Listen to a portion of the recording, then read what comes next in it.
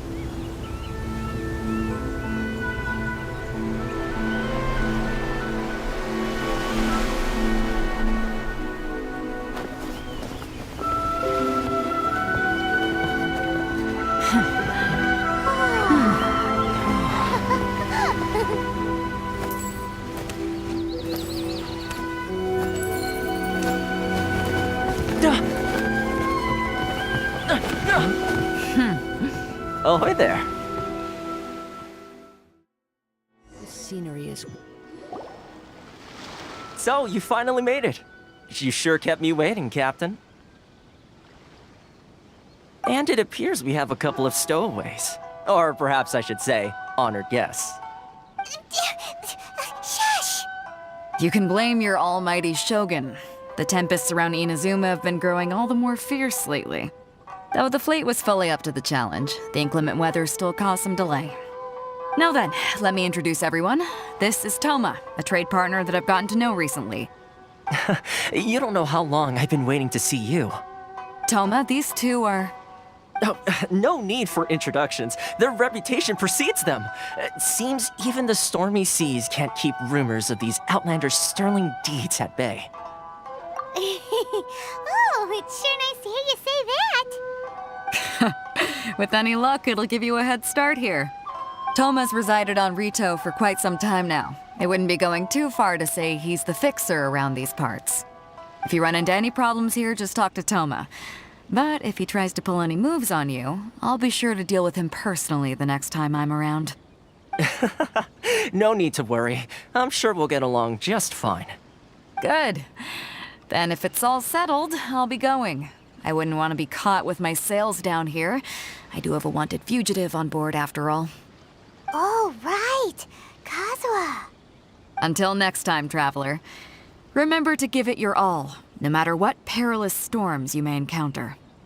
Fair seas, Captain Beto. Bye-bye!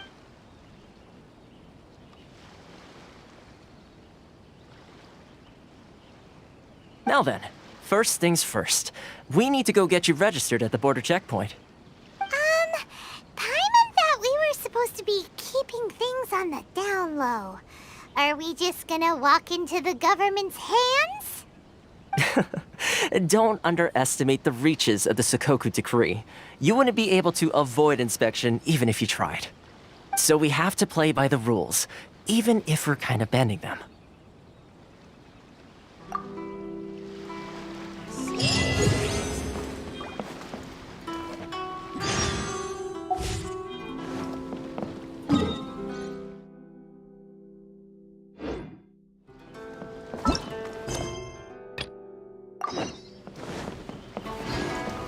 time to go. Tch.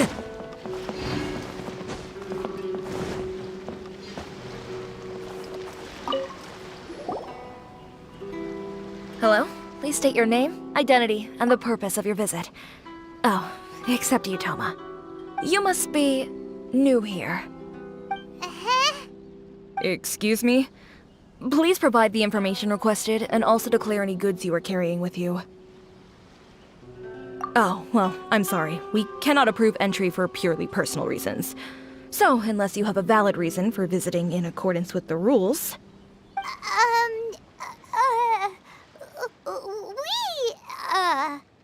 My apologies, but I'll have to ask you to... Here are the entry papers for your kind perusal. What? Ugh, take your time. No rush or anything. I just wanted to see what you'd say. Sorry about that. I see. Okay. Your papers are all in order. Welcome to Rito. Phew. So, where do we go next? The Outlander Affairs Agency. They only check entry permits here. If you want to remain on Rito, there's a process you have to go through with them. Sheesh.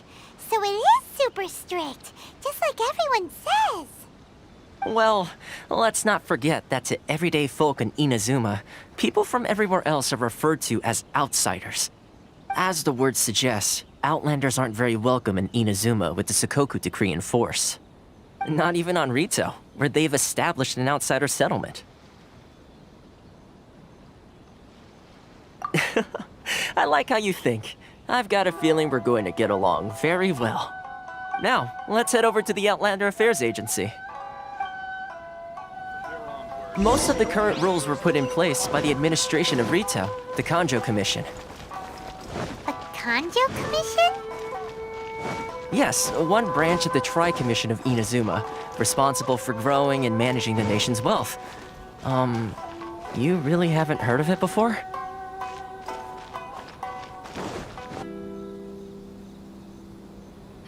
You've completed the entry procedures, yes? And now you want to apply for residency?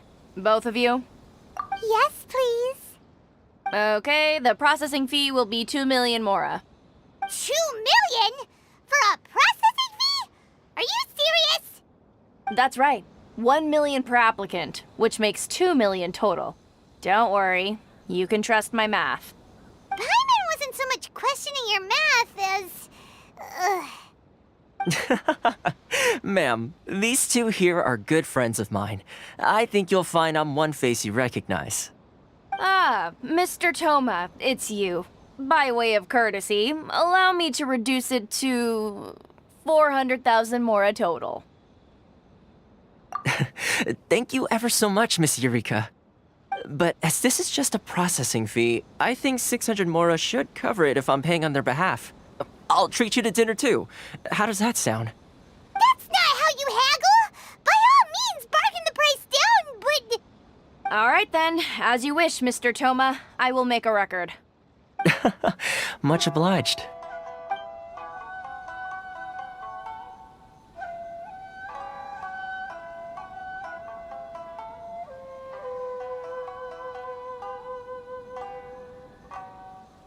What?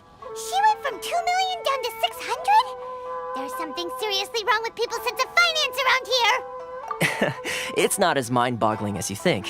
A processing fee is just a figure of speech. The way some here at the agency see it, the fees are easy money, so it becomes a question of how much they can make. So when the day comes that some poor merchant from overseas with more money than sense gets stuck here and needs to apply for residency... Then they'll milk them for all they're worth! Exactly. It's at times like this that having a local friend really comes in handy. Yes, but when you're an outlander in Inazuma, far from home in this close nation era, there's very little that can be done about it. The most that overseas merchants can do to look after themselves is stick together. That's how the International Trade Association came about. So it's a trade association built by and for Outlanders? Yep.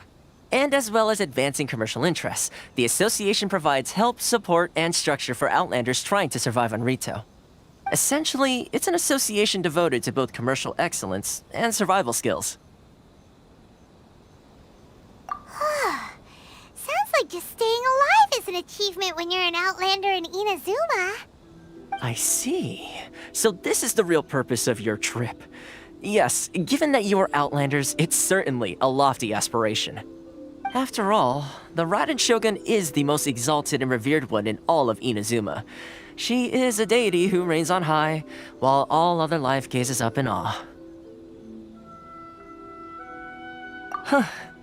I was going to say nothing is set in stone when it comes to who you will encounter in this world. Who's to say you won't happen to run into the Raiden Shogun one day after lunch? Uh-huh. And is that likely? Okay, I'll give it to you straight. I know of a way to introduce you to the Raiden Shogun. Really?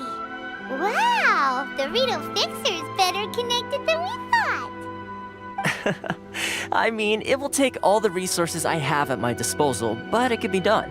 However, before we get there, connections come at a high price, you understand? Not you too. No. In this instance, when I say price, I'm not talking about Mora. In fact, there's no real cost as such. It's just that if this is something you really want, you'll have to agree to help other people solve some of their problems first. I like to do things in a way that keeps everybody happy. It's my own personal rule for dealing with situations like this. Sounds very reasonable to Paimon. You're the man in the middle, so you have to trade favors to keep everyone indebted to you. Why do I get the feeling you're making me out to be some sort of crook? Never mind. Here's the situation. As I touched upon earlier, the members of the International Trade Association are constantly struggling to survive. Recently, things seem to have gotten more difficult than ever for them, so just go and check things out. See if there's any way you can help. The head of the association is called Carisio, and he's a good friend of mine. Go talk to him. I'll wait for you here.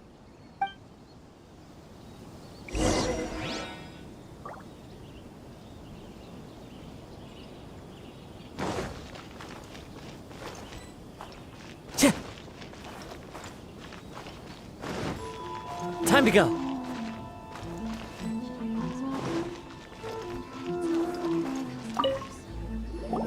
Huh? Hello there. You must be seeking refuge with the International Trade Association. The Outlander Affairs Agency took you for all you're worth, I suppose. Good. That's a relief. You need to be careful, or you'll find yourself losing your savings all at once. We heard the association has been having some difficulties lately. Is that true? Yes, left, right, and center. Obstacles at every turn. But that's nothing new for us. The Sakoku decree certainly makes things difficult for anyone who wants to come here from overseas. But it's not the root cause of our woes.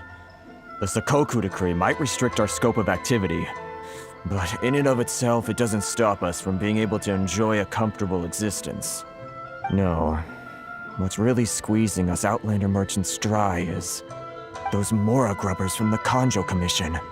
Oh, of the 3 commissions, that's the one that oversees everything on Rito, isn't it? That's right. They impose astronomical tax rate, unbelievable regulations, and that's not the worst of it. They just issued a new tax decree recently that, for some reason, completely changes the way we pay our taxes. It used to be Mora, but now it's something called Crystal Marrow. Crystal Marrow? What's that? Something that most of us in the association had never heard of before either, until the new decree came along. Eventually, one of the older Liyue merchants recalled that he once shipped a batch of it to Snezhnaya in his youth. So, in order to pay our taxes, we began an arduous search for this Crystal Marrow. But then we found we'd only managed to create a bigger problem for ourselves. The rising demand for Crystal Marrow drove the price higher and higher. Now there's only one vendor who even has it in stock. We can't get a hold of it anywhere else. Isn't that what they call a monopoly? Exactly. So this vendor keeps pushing the price up, and we have no choice but to buy from them because the tax decree forces us to. It's a vicious cycle, the consequence of which is that our taxes will soon exceed our profits. And once that happens...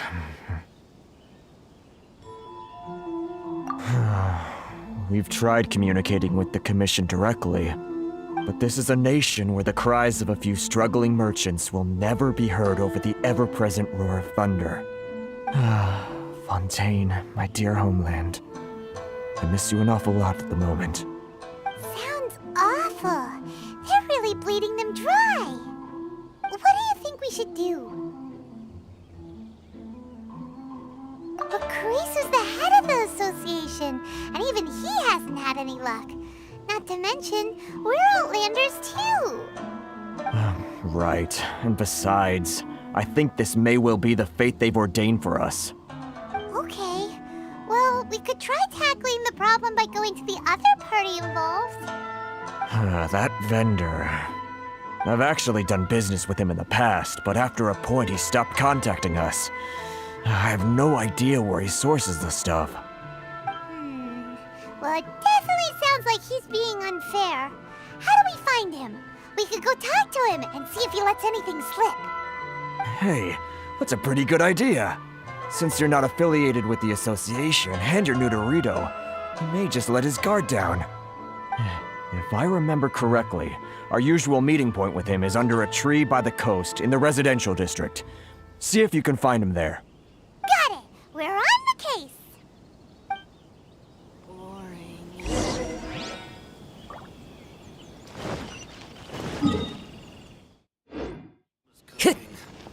I'm not used to it at all.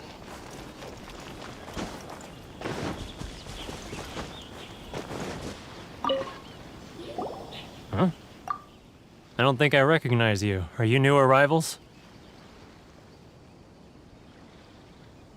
So, what do you need with me? The sheer nerve. You don't go around asking questions like that.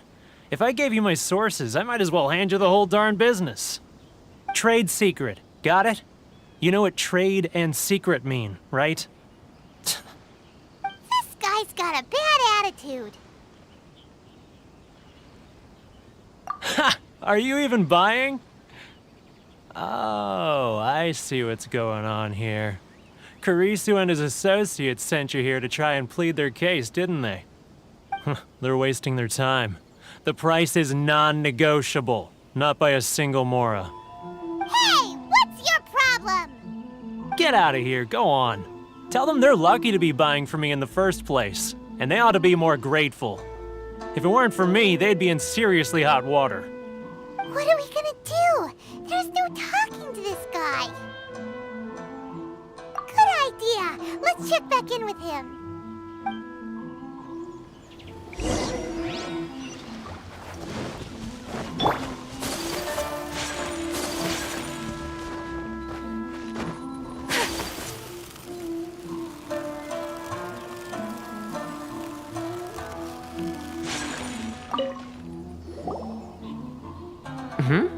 That was quick. You resolved it already?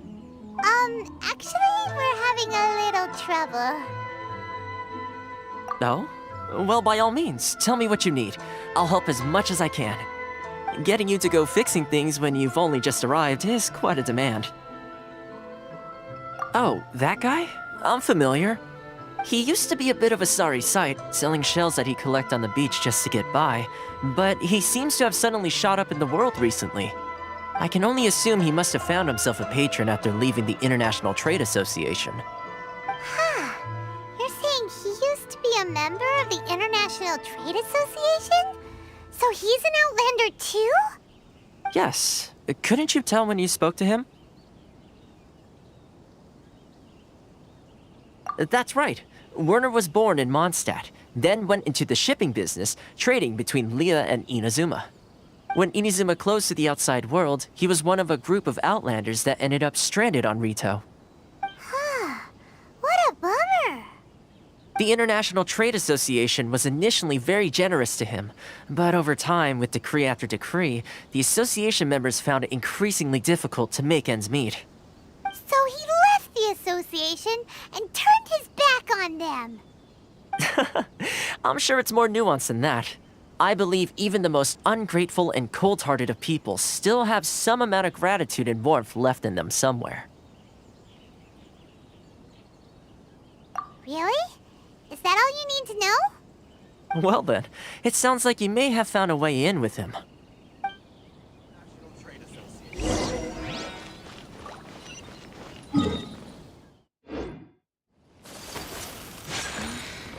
Should I close early?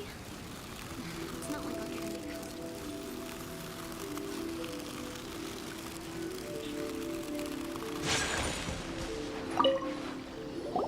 What are you doing back here?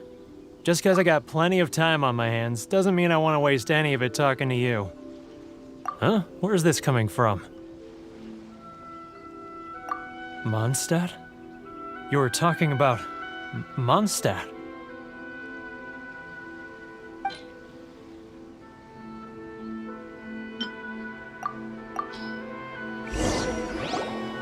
Goodness, I can sense it now. So familiar, but I can't remember the last time I was there. The scent of Mondstadt. Oh, how it takes me back. Oh, my hometown, the home of freedom. How I long to go back and visit. Oh, it's working! So, trying to play my heartstrings like a liar, are you? I know what you're up to. Huh? What is this? What are you up to now? Just close your eyes already! You mean the sound of the ocean?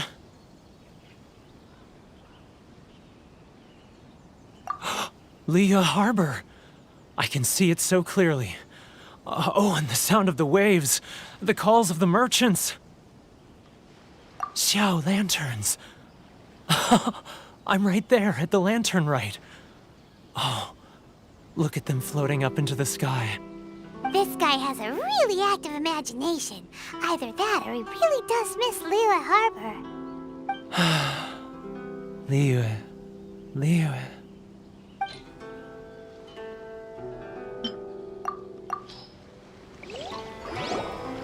Wait.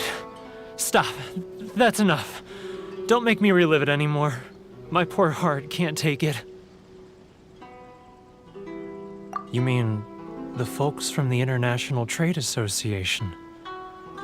And I suppose they are far from home, just like me. Often, I'll sneak down to the shore at night and listen to the sound of the waves. I like to imagine it's the voice of my hometown, carried across the ocean.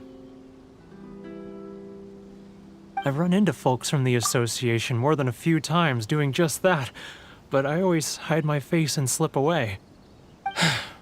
Don't you think I've wanted to talk things through with them and free myself from this anguish? Well, no one's stopping you, so... They're so resilient.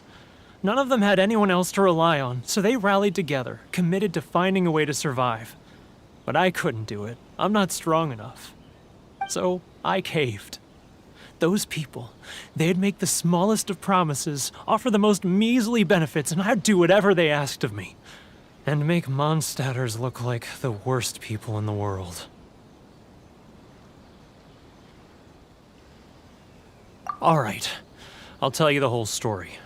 It's eating me up inside, and I can't take it anymore. You ready to talk now? But I betrayed them. I can't show my face there. Come on, you scaredy cat. Look, you messed up, but now it's time to make things right. So come on, get it off your chest. What's the deal here? It's a scheme by the tax collection Ashigaru, Keijiro and his companions. They start by overtaxing the merchants, then take the extra crystal marrow they receive and stockpile it. Once the merchants run out of places to buy crystal marrow, they get me to sell that extra stock back to the merchants at an extortionate price, with the proceeds going to the tax collection Ashigaru. It's plain evil gouging them like this. I'm their puppet, yes. But my cut is a tiny fraction of what we take in total. It's barely enough for me to live on. Evidence? You're right. Without conclusive evidence, he will never admit it. Now that I think about it, whenever I report back to him after a sale, he always heads to the same place. It's always made me suspicious. As it happens, I handed some Mora over to him not long ago. I can show you where he went if you want. Really? Well, then there's no time to lose. Let's go.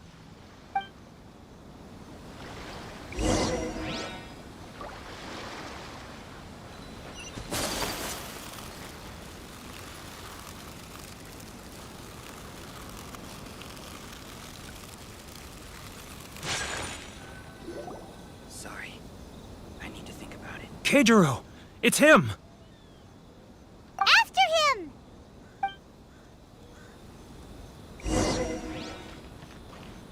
Too close. That's too close. Come out! I can see you! Who are you? Why are you following me?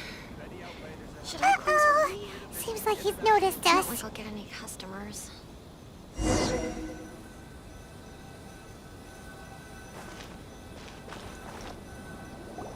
Sorry. I need to think about it. Keijiro! It's him! After him. Which one should I choose?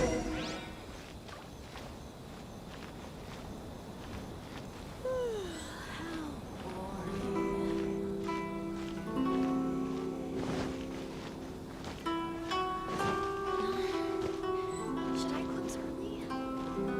It's not like I'll get any customers. If you want to taste fun,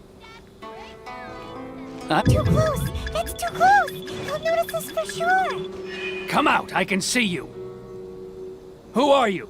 Why are you following me? Uh-oh. Seems like he's noticed us.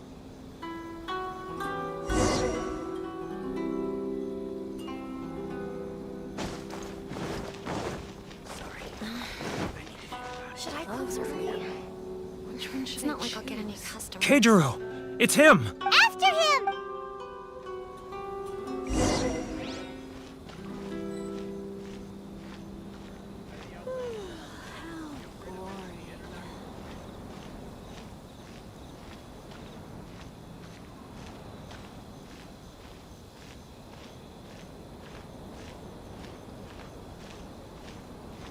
If you want to taste Mondstadt's great wine, then look no further. Ah, Ryoko, how's business? All the better thanks to your generous patronage. Good! Thankfully, I earn plenty these days. Oh, but of course, tax collection is difficult work.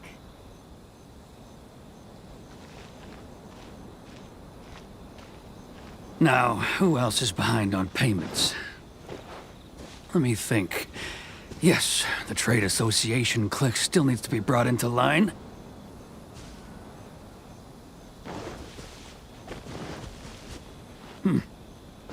Too close! That's too close! He'll notice us for sure! He's getting further and further away! Let's catch up a little! He's getting further and further away! Let's catch up a little! Love or freedom? Which one should I choose? Huh? Where'd he go? He was right there a moment ago. Seems he disappeared in a blink of an eye. If only we made less noise.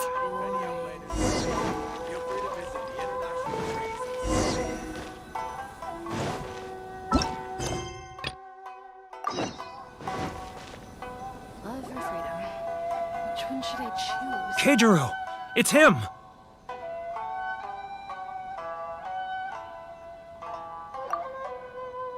After him!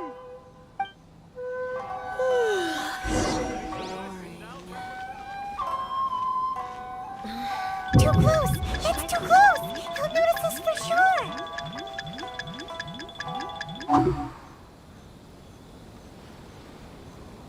Ores and Love or jewelry freedom? from Liyue. You Which one can't should find I a better deal choose? anywhere else.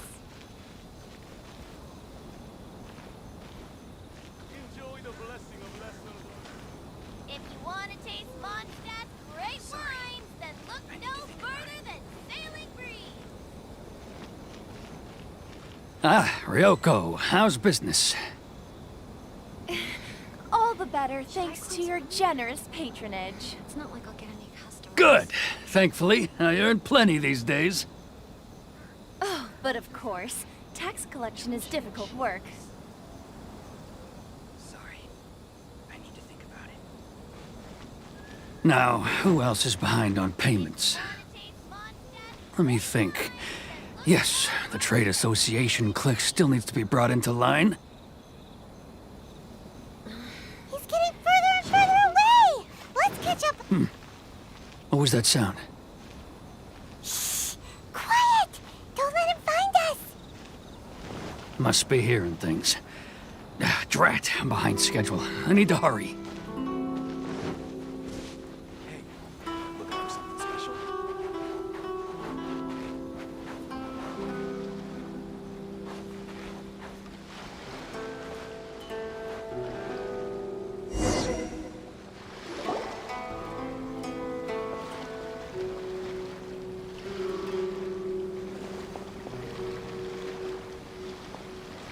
What could he be doing at a place like this?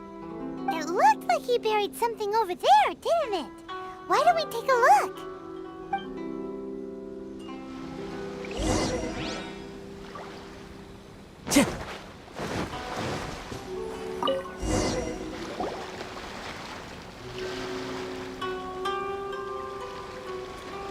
Whoa, it's a ledger. Boring!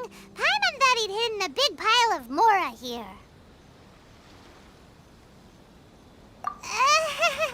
Yeah. Let me take a look here.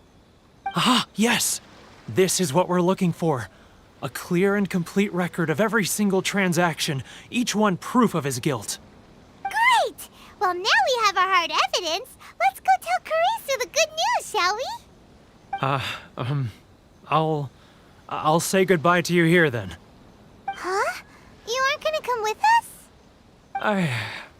I need a little more time before I'm ready to face the head of the association. I'm sorry. Huh. Poor Werner's a pretty awkward guy, huh?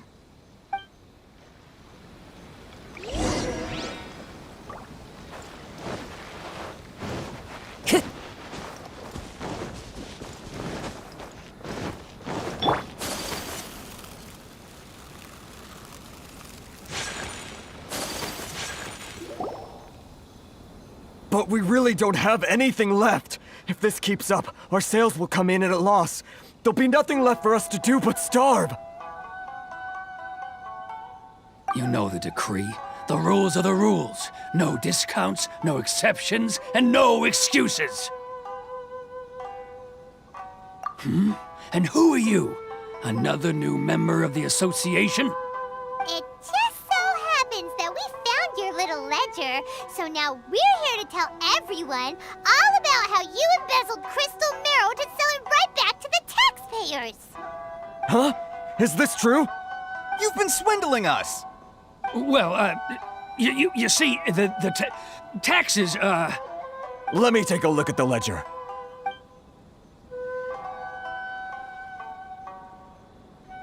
Well, would you look at that? Every payment the association has made is right here in your personal ledger. So, Mr. Keijiro, it seems you have some explaining to do. How shall we settle this, So you think you can use this against me, do you? It's quite obvious that I'm merely trying to earn a modest living for myself, like anyone else. Word has it that Samurai and the Commission place great importance on reputation and prestige. Though I'm sure Commission members won't blame you once word gets out. Huh? Is that a threat? Are you threatening me?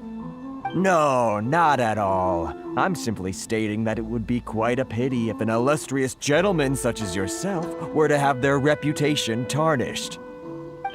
Well, even if what you say is true, what do you suggest we do about it? I believe you still have a quantity of crystal marrow in your possession, correct? Perhaps that crystal marrow could be used as compensation for the recent tax hike, and us merchants could finally have some more breathing room. Is that it? Do you have any idea the hoops I had to jump through to get the crystal marrow and keep it hidden? Fine. In that case, I'll send it over to you today. of shame for his actions. So that's it? My shop's been closed for weeks now. I've even had to ask my friends to help bail me out. What about my losses? Come on, Harrison. We've already struck a good deal here. I'm sick of being pushed around like this. I won't let him off so easily. Harrison! Hey, what's all this racket? Does someone dare question the decree? Ah, Chief, you've arrived. What was all the commotion I heard just now? Oh, we were just discussing a minor tax issue. I do my utmost to lend them a helping hand, but they're never grateful.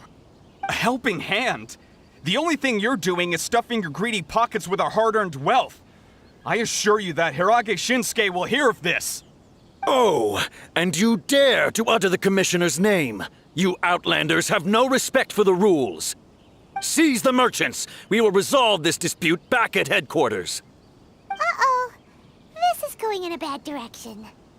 Gentlemen, come now. Is there any need for this? If there's a dispute to resolve, let's get a drink and talk it over. Who are you supposed to be? And why in my right mind would I join you for a drink? Ha! You never heard of the Fixer? Here's my card. Huh. You're from the Yashiro Commission. Shh. Huh. Well, this is Kanjo Commission territory. However powerful the Yashiro Commission may be, you have no business meddling in Rito's affairs. Of course not. Still, perhaps you could show the young...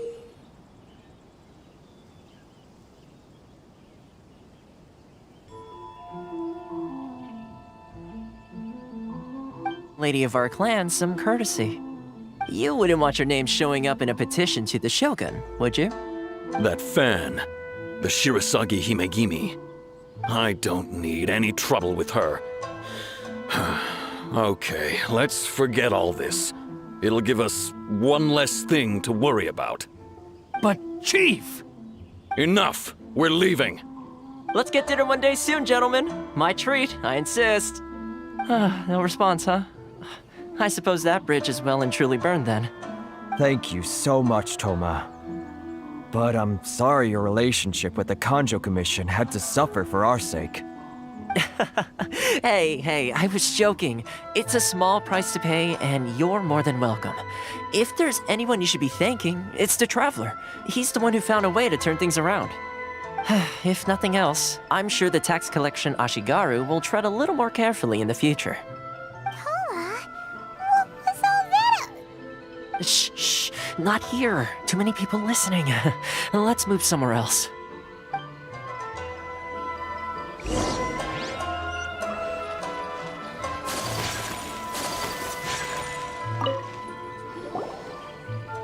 Corruption seems rife in the Kanjo Commission. They truly are rotten to the core.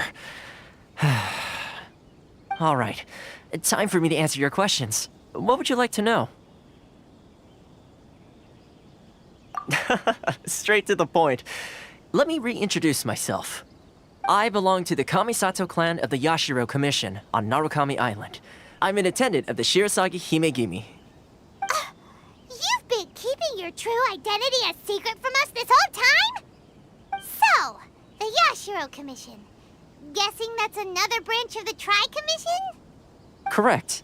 The Kamisato clan is the head of the Yashiro Commission, who manage ceremonial and cultural affairs. I'd go into more detail on what exactly that covers, but I'm not even sure myself. I'm just someone who was fortunate enough to be taken in by the Kamisato clan.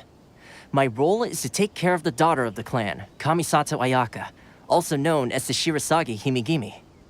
Seems like she must be super famous in Inazuma, given the reaction of those guys just now. Oh, most definitely. She's graceful, dignified, and kind-hearted, too. The people of Inazuma quite adore Miss Kamisato. Her fame even somewhat eclipses that of her older brother, Kamisato Ayato, despite the fact that he's the current head of the clan. I suppose those who treat others with compassion earn themselves the same treatment in return. Miss Kamisato's situation certainly seems to attest to that. Take me, for example. I'm just an attendant, and yet she treats me as an equal, as she would a friend. You're asking the right questions, and to be honest, I don't want to keep you in the dark any more than is necessary. Firstly, you should know that being a fixer is not something you can fake.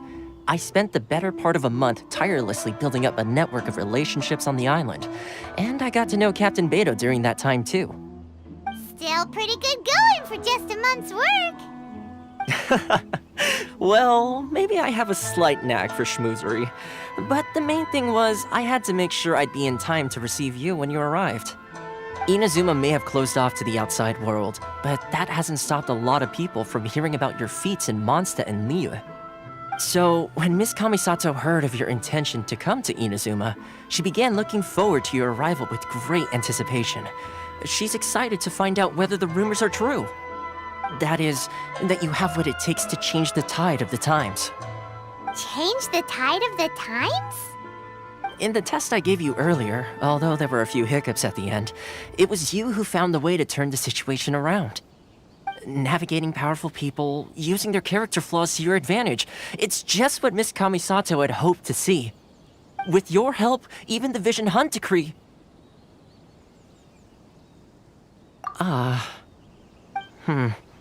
That's an unexpected development. Perhaps our sources were misleading. Yes, of course. I completely understand, and as agreed, I shall help set that up for you. Toma sure didn't put up much of a fight. Well, my work on Rito is done. So I suppose this is goodbye for now. Oh, one more thing. This invitation letter is for you. When you get to Narukami Island, you can find me at the Komori Tea House, as per the letter. Good luck with everything. See you soon.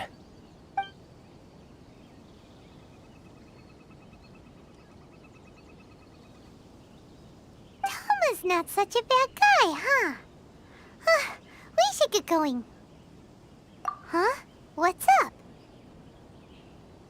Oh, right! Paimon forgot all about that! Wait, so did Toma forget that too? Oh, darn it! No wonder he was so matter-of-fact about the whole thing! As soon as we get off Ritu, Paimon's going straight to Komori Tea House to settle the score! Well, guess we should give it a try. Let's head to the border and see how far we get.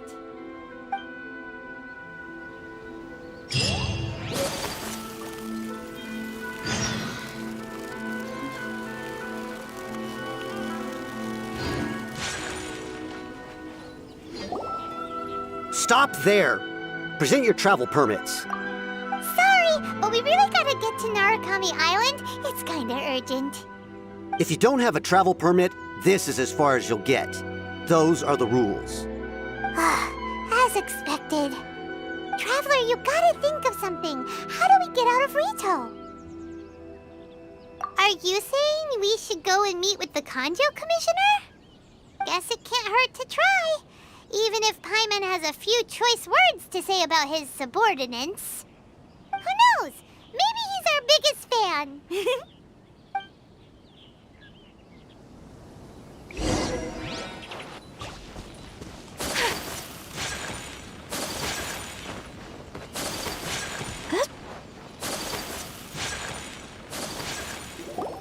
Halt! This is the Kanjo Commissioner's office. No trespassers.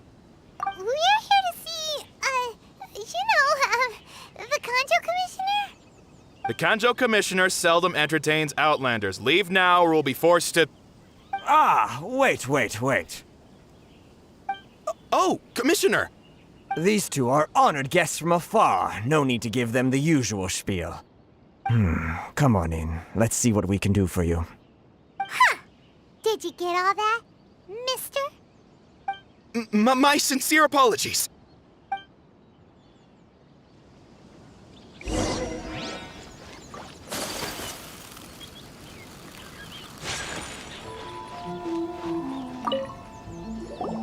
I am Hiragi Shinsuke, Kanjo Commissioner and head of the Hiragi clan. It's an honor to meet you both. Nice to meet you, sir. So, the reason we wanted to come and see you was because... All right, all in good time. 2 travelers renowned far and wide have shown up to see me, and I should very much like to make their acquaintance. Let's not limit this to business only. So what you're saying is we really are pretty famous, huh? Absolutely. How many other people in the world have what it takes to knock the wind out of Storm Terror's sails and put the Overlord of the Vortex back under the sea, eh? Exactly! Paimon thinks you make an excellent point. And I hear you also foiled a Fatui plot in Liyue Harbor. Even beat one of their harbingers in a duel. Is that true? Whoa, you heard about that too? Yep, it's true, all right. As I thought. Something wrong? No. I'm simply awestruck by you both is all. Rito is greatly honored to have you visit us. One other thing I heard about you is your great zeal for helping other people. This makes me wonder whether you might be so kind as to render your assistance to the Conjo Commission. Oh, sure, no problem. Whatever you need, right? Excellent. Well then, you must know the Qingxian. A flower grows on the mountaintops of Liyue. Yep, we've picked a few of those before. So, you want us to go back to Liyue? Yes, bring me 300 Qingxian, would you? Freshly picked, I mean. Did Paimon hear that wrong? Too much trouble, is it? I see. Then how about this? We have a few items that need delivering. Perhaps you can help with that? That sounds much more like it. 709 letters to be precise. Hey, what gives? How come you don't have people to do that already? Terribly sorry. We're just a little short on people lately. What sort of an explanation is that? Traveler, what are we going to do? Should we really help this guy? That's the spirit. Don't keep me waiting too long now. You're seriously considering taking this job? The terms are ridiculous.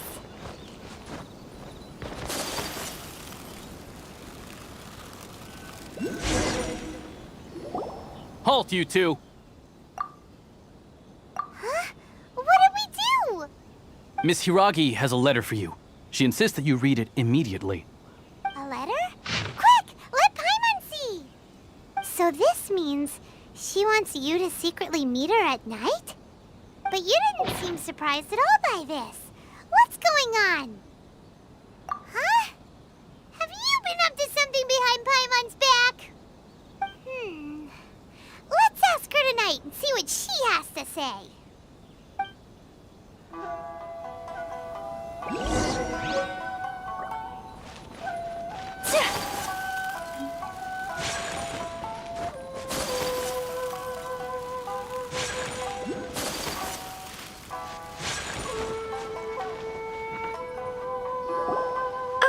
You finally arrived. Allow me to introduce myself. I am Hiragi Chisato. This is technically the second time we have met. It's a pleasure to see you again.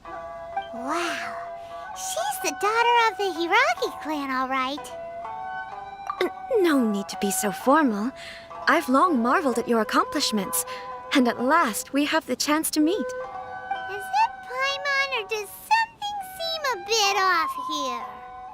The reason why I wanted to secretly meet you here is, well, I feared that I might never have another opportunity to discuss this with you. Discuss what? Ahem. I should like to ask for your help with delivering a letter. Like father, like daughter. Couldn't you be more original? No, you misunderstand me. Please, allow me to explain. I was hoping that you could deliver a letter to Narukami Island in my stead. It is to be given to Kujo Kamaji of the Tenryou Commission. My father has always forbidden me from communicating with him. He knows that there are prospects for my marriage that would better serve him politically. But my heart is with Kamaji. There is no one who would dare defy my father's will on Rito, but you are Outlanders. Outlanders seeking to get to Narukami Island. It would be regrettable to let such an opportunity pass. Oh, Paimon gets the whole picture now. Of course, in doing so, I will also do everything in my power to help you leave Rito. That is my promise.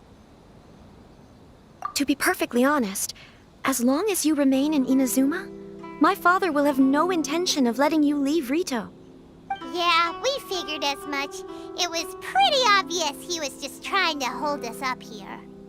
I secretly overheard a conversation between my father and a very arrogant-sounding woman just a few days ago. They seemed to be discussing how to keep you here on Rito. In fact, it was the first time I had ever heard my father speak so respectfully to someone who wasn't the Shogun. We don't have much time. I'll tell you my plans to help you off the island. It just so happens that a shipment of goods is... Very well. I'll be waiting for you at the border. I'm counting on you to deliver my letter.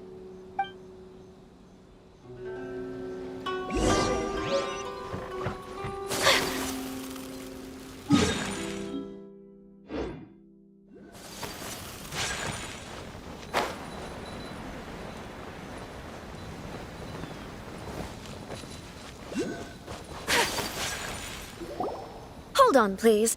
These goods are being sent to Watatsumi Island?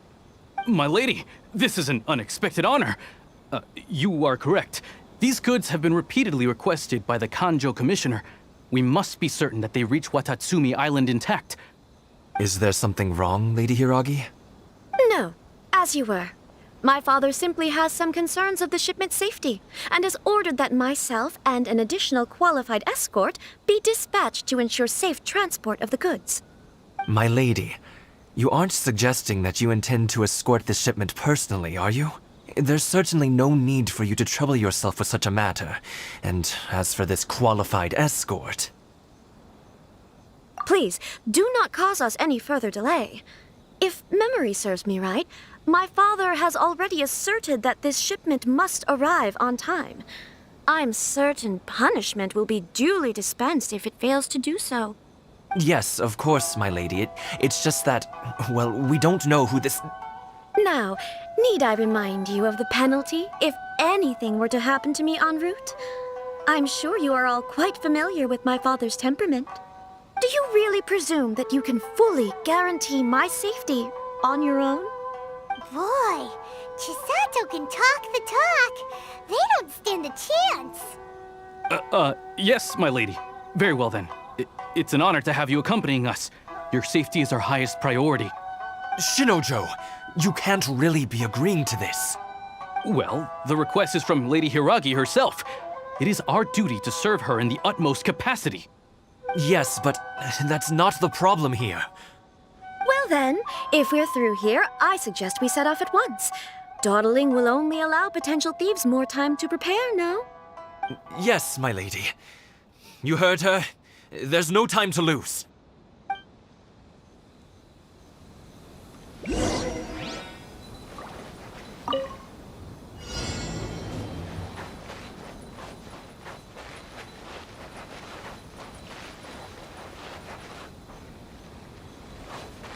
My lady, please stay back. We'll handle it.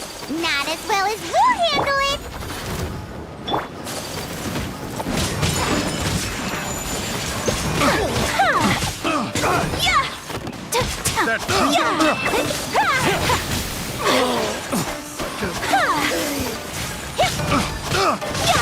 Whirling snow! My lucky day!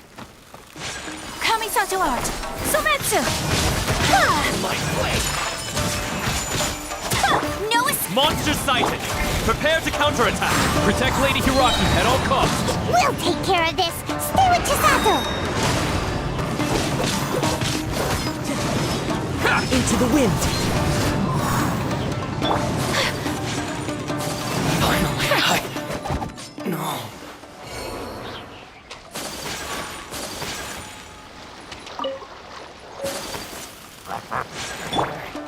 wind knows me.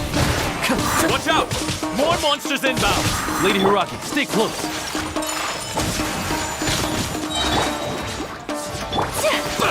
Sakura Swirl! One with nature. Light blade. One with wind and cloud. You're toast! To the fairy. This. We can take refuge in the village up ahead. How are you faring, my lady? I'm perfectly all right. You may stop here. The road to Narukami Island is just over there. In my letter, I've requested Kamaji to grant you a special travel permit from the Tenryou Commission. Consider it a token of my appreciation. My lady. So that's how it is. I had a feeling something was amiss, but Shinojo, you... No, Lady Hiragi would never hide anything from us, I'm sure of it.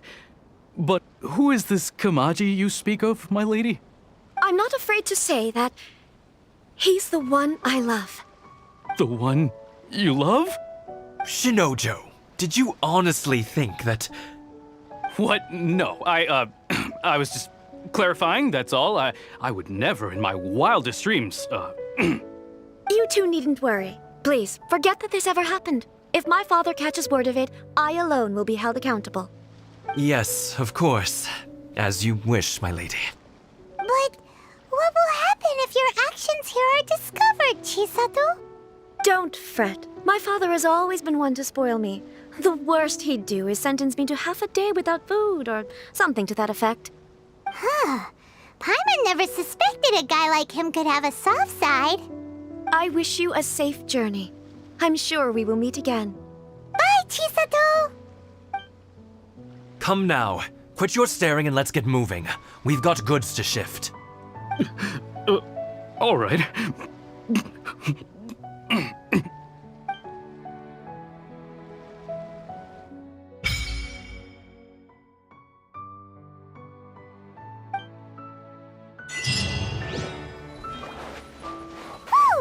We're finally on our own way again.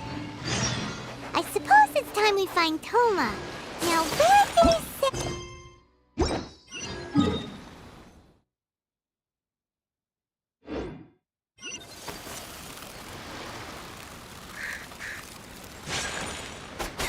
Yeah!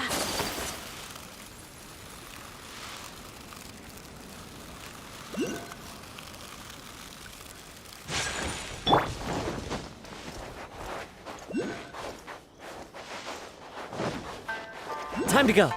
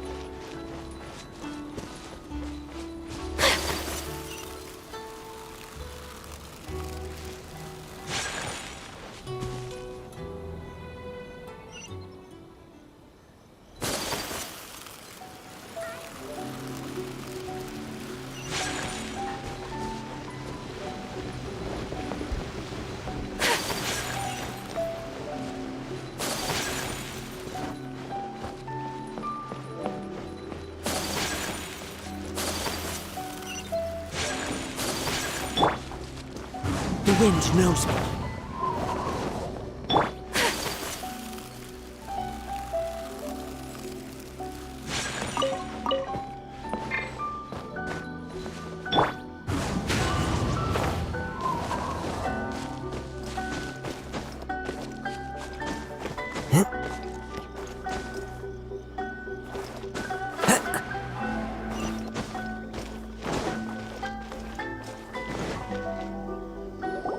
According to the letter, here. This should be the place. Sorry, we don't serve the general public. I'm afraid you'll have to leave. Wait! We're not the general public. Well then, you must be a couple of wandering outlanders that snuck into the nation, judging by your attire. Are our clothes really so... what Paimon means to say is... The Yashiro Commission's seal. This must be from Mr. Toma. It seems there's more to you than meets the eye. In which case, welcome to the Komore Tea House, a safe haven for the Yashiro Commission. Well, that sounds more like it.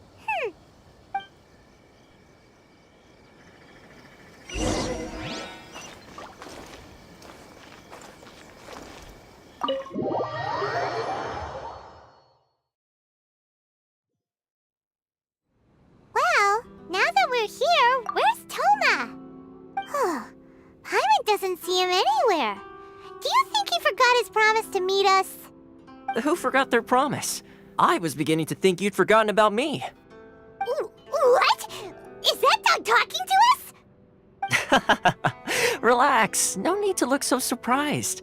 I take it this is the first time you've seen me in this form? Huh. So you didn't see anything like this when you were in Liyue Harbor? Now that you mention it, this does suddenly seem less out of the ordinary.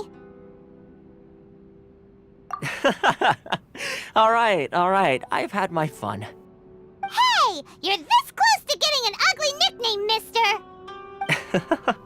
Well, I've had some time to kill, given that I've been waiting here for you for so long, as was the case in Rito. So I came up with this little fun greeting for when you arrived.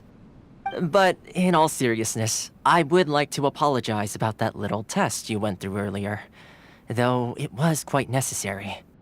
It helped us determine whether or not to bring you before Ms. Kamisato, and whether you had the courage to face the lightning alongside us. Don't think that Paimon's gonna forgive you just because you're getting all serious now. Sorry, did I overdo it? My apologies. Let me just say this. You've often found yourself skirting the rules from the very beginning, haven't you? Naturally, this is due to your unwavering and resolute determination. A long time ago, we had a friend who was much the same, but when the lightning struck... so you've heard of his story. His light still burns all the more brightly. Yes, of course. I will bring you to the Kamisato residence where the Yashiro Commission is located. But before that, there is one other place I was hoping you both would accompany me to. Oh? Where? I would like you to come with me to the statue of the omnipresent god. It's still under construction now, but you can already see it from practically anywhere on Narukami Island.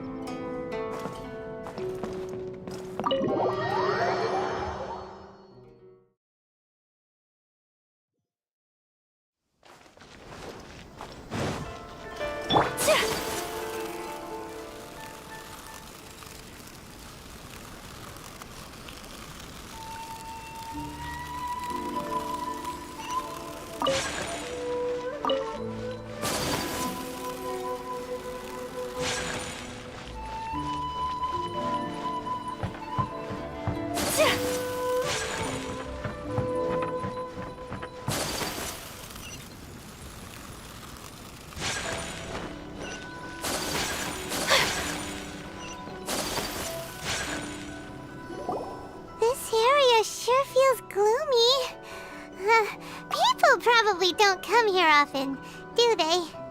Huh? Are Paimon's eyes playing tricks? Or are there things embedded in the statue? Visions. Visions? You mean all the visions that are collected from the Vision Hunt decree are put into this statue? So you've already heard of the Vision Hunt decree. Before I try to explain, I should perhaps remind you first that Mondstadt is the city of freedom, and Liyue is the city of contracts. As for Inazuma, It's known as the Nation of Eternity. The Raiden Shogun is both the nation's most powerful ruler and its deity. The Eternity in question is her endless and unchanging will to rule over Inazuma. As such, she relies on the Tri-Commission to regulate the nation's affairs and the Sakoku Decree to limit the people's movement. The Shogun wishes to keep Inazuma in stasis, allowing the stream of time to flow from one end to the other without disturbing it for all time. Seems like every god has their own will. Of course, this is my own limited understanding. As for the reason behind the recent Vision Hunt decree, perhaps the Shogun believes that visions grant people the power to change, and that her eternity doesn't allow for such instability to exist. Whatever the case, the fact is that the Raiden Shogun has dispatched the Tenryo Commission to scour the nation for visions, embedding each one in this statue. And this statue of the omnipresent god can be seen as Inazuma's symbol of eternity. But if that's the case, wouldn't you say that the Raiden Shogun is being, I don't know, selfish? Only outlanders such as yourselves would ever dare speak out so directly against the Raiden Shogun. And yet, I agree. The Vision Hunt decree is something that simply should not exist. And Miss Kamisato has been committed to fighting it since the day it was announced. Huh?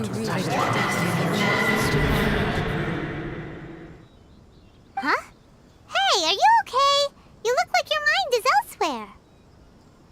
Sound? What sound? I didn't hear anything. Did something happen? Yeah, you touched the statue, and then what? Aspirations? That would seem to confirm the saying. Have you heard it before? That when a person's ambition reaches a certain strength, the gods look upon them with favor. That is where visions come from. In other words, a person's vision represents their ambition. So if what you just said is true, then the ambitions of these people are stronger than I imagined. All right, time for the next stop on our tour of Narukami Island, the Kamisato residence. Finally!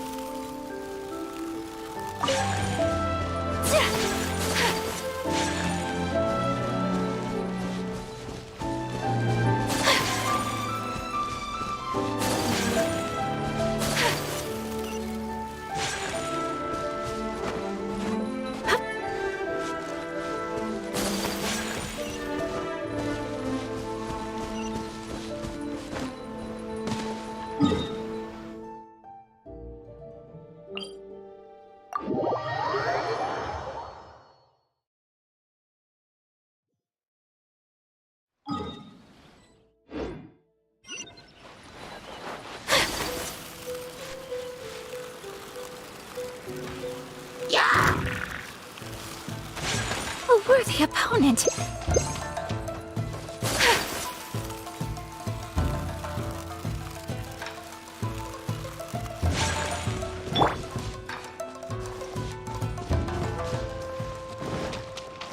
It's my lucky day.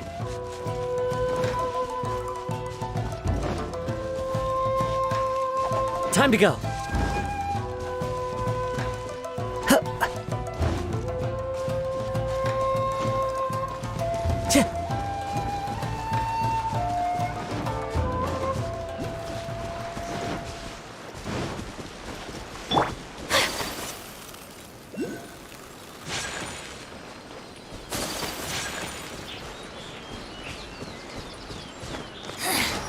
The insult shall be punished.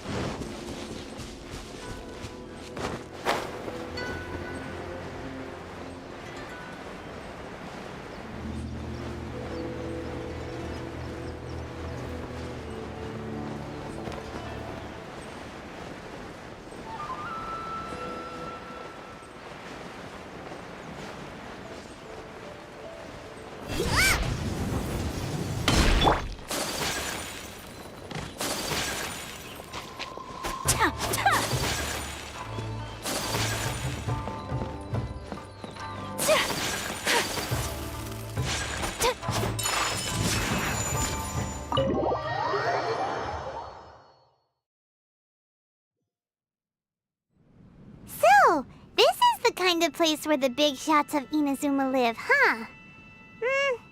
Paimon kinda expected it to be snazzier. Welcome at last to the Kamisato residence, honored guests. Miss Kamisato is delighted to finally meet you. Is this the Shirasage Himegimi you keep going on about? So, where's she at?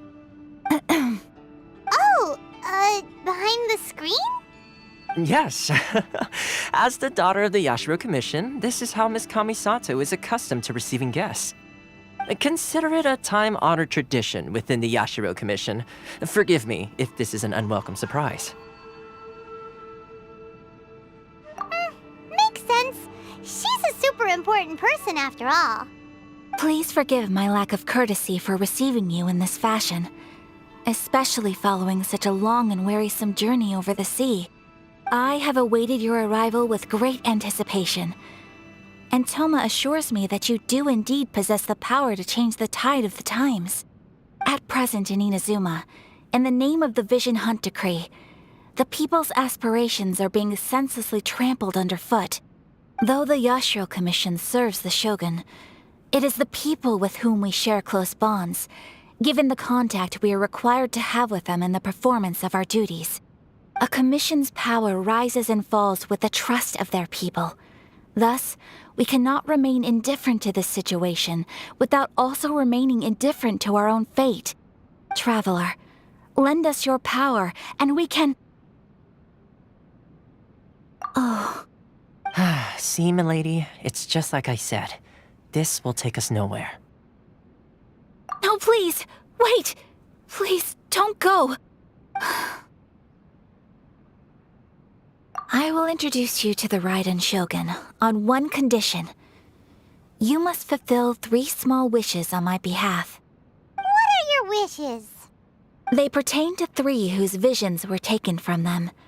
Perhaps once you've met them, you will understand.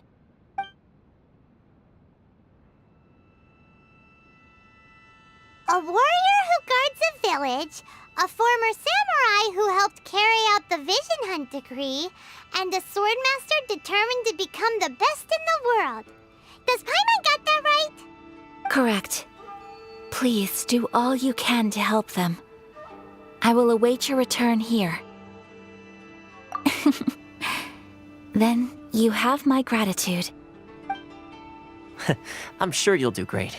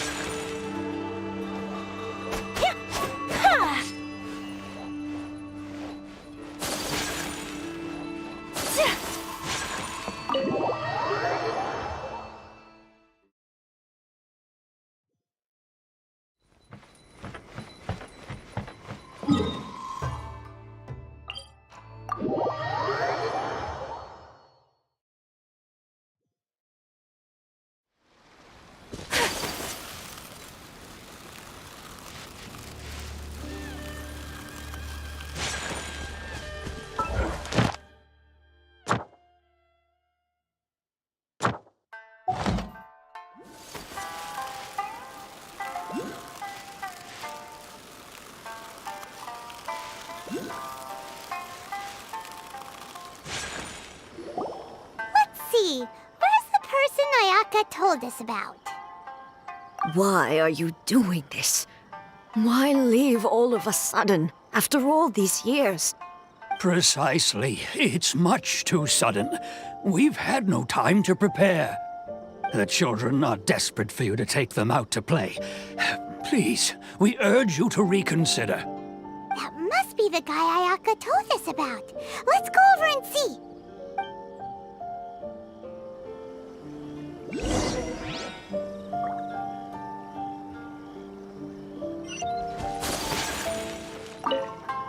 Ah, you must also be here to try and convince Tejima to stay. Tejima has protected this place ever since he arrived here 30 years ago. Keeping out the treasure hoarders, fending off any monsters that draw near, resolving quarrels between the villagers. He has put an enormous amount of work into looking after this place, and we all think the world of him. But now, all of a sudden, he says he plans to leave us. We can't help but wonder, was it something we did? We will gladly apologize if that's the case. All we want is for him to stay.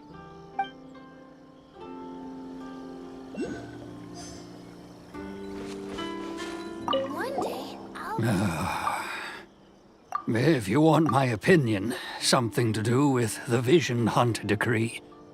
It's clear that Tejima had done nothing wrong, and still they confiscated his vision. After that, he became a completely different person. I can't claim to fully understand it, but I could tell that he'd lost something very important to him. He went off on a walk, alone, circled the village a few times, and then out of the blue, he announced that he was going to leave and become a wanderer. Truth be told, we aren't sure whether trying to keep him here is the right thing to do. But equally, it doesn't feel right to let him leave when he's in this state. He's a lost soul. Seems like he's a well-respected guy around here. I'll be as great as...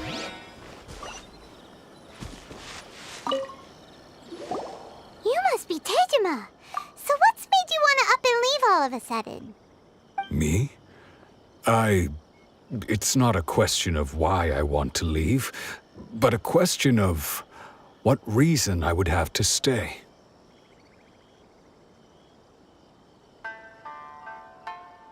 True, but that's not why I chose to stay here. And what made me want to come here 30 years ago? And why have I never wanted to leave in all that time? I don't have answers to those questions because I can't remember anymore. Ever since they took my vision away, it's like a slice of my memory is gone. In the past, I knew I wanted to stay here. But whatever resolve I had then, it's gone now. So I thought, what's to stop me from moving around instead? The emptiness inside me will be there either way. Okay. Well, in that case, if we help you rediscover the reason you chose to stay, you won't need to leave anymore, right? But if you can't remember anything, it's not gonna be easy. Oh, maybe if you just try a little harder to remember, then it'll all come flooding back? Oh, that reminds me. Last time I brought Tejima some fruit, I do believe I saw him writing in a diary. I keep a diary? If you say so. I honestly can't seem to remember. Oh, yes, you do. And what's more, I remember you saying at the time that you wanted to make a note of a few interesting things. Things which would prove very important at a later date. Perfect! So if we want to keep Tejima from leaving, we just need to find his diary. It must be around here somewhere. Let's take a look. If you don't mind, we will leave you to find the diary. We should head back to the village to inform the others of Tejima's situation.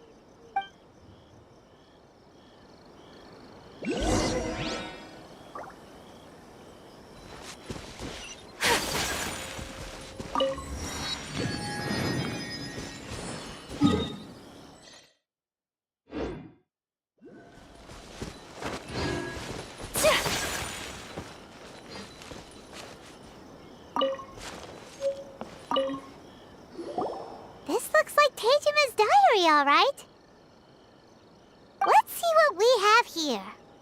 Today, the villagers and I got together to cook dry braised salted fish. I messed up and burned mine a little, so I had to pretend that it was black snakehead instead.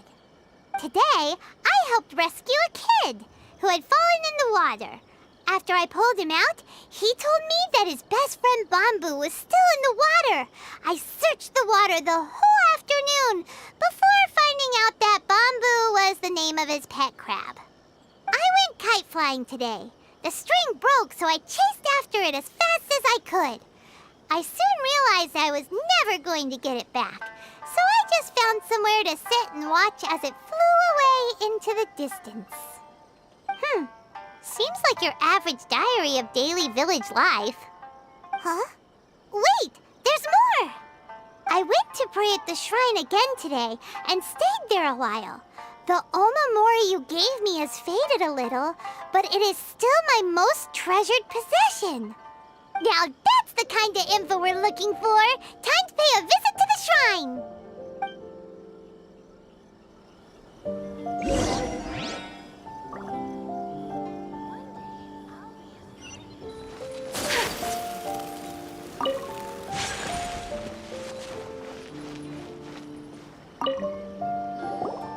So this is the Omamori Tejima wrote about.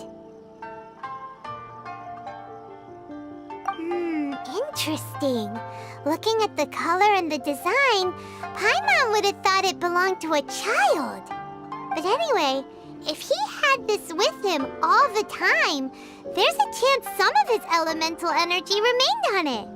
Do you think that it might come in handy?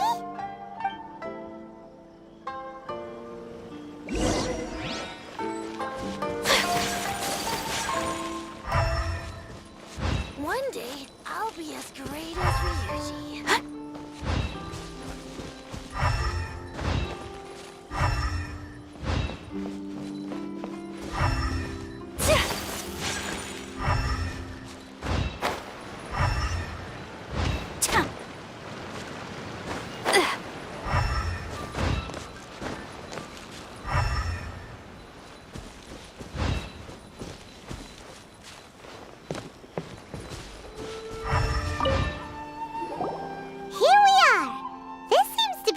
That Tejima visited a lot.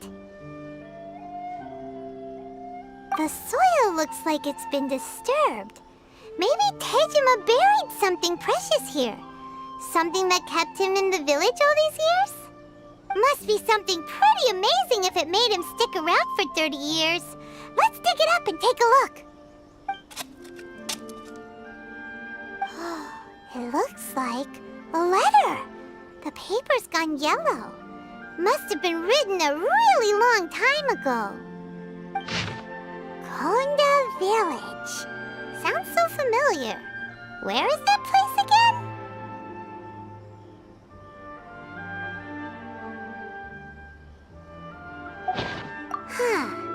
So the reason Tejima came here was to wait for someone. But he's been here for 30 years. Oh, guess they didn't show up in the end, huh? Well, let's go give Tejima his stuff back and take it from there.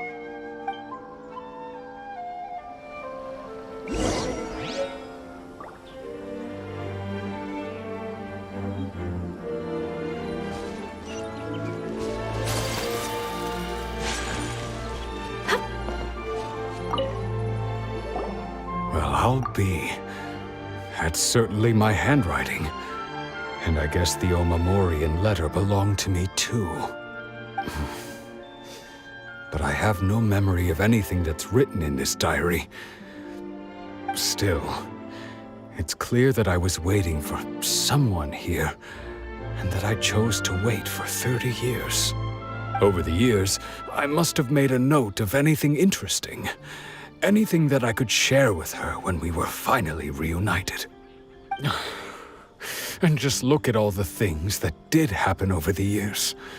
The time has flown by so quickly. 30 years feels like the blink of an eye. How could I have forgotten something so important to me?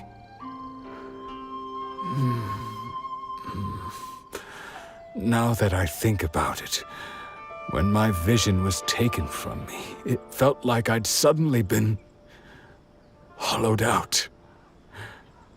Love, regret, everything I felt for her, it's all disappeared. No, not especially. After all, I've forgotten who she was. Her face, her voice, the things we experienced together. I barely recall any of it. It's as if she'd never been in my life to begin with. As if all these years have been nothing but a hazy dream. I think maybe not. If this is something I waited most of my life for, I suppose I should carry on waiting. Although, what if she were to turn up eventually, only to find I didn't remember so much as her name? Wouldn't that be upsetting for her?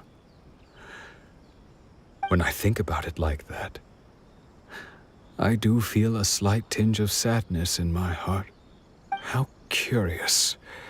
Why am I thinking like this when I don't even remember who she is?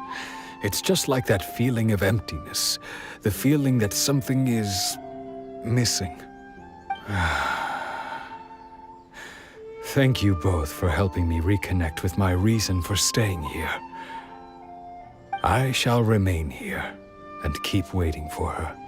Tejima seems to be dealing okay, but still, it makes Paimon really sad. Seems it's just like Ayaka and Toma were saying. If you lose your vision, you lose all your hopes and dreams too. That certainly explains the state Tejima was in earlier. At least we were able to help him, weren't we? Well, let's go find the next person. According to Miss Kamisato, the second one who lost their vision is a samurai from the Tenryou Commission.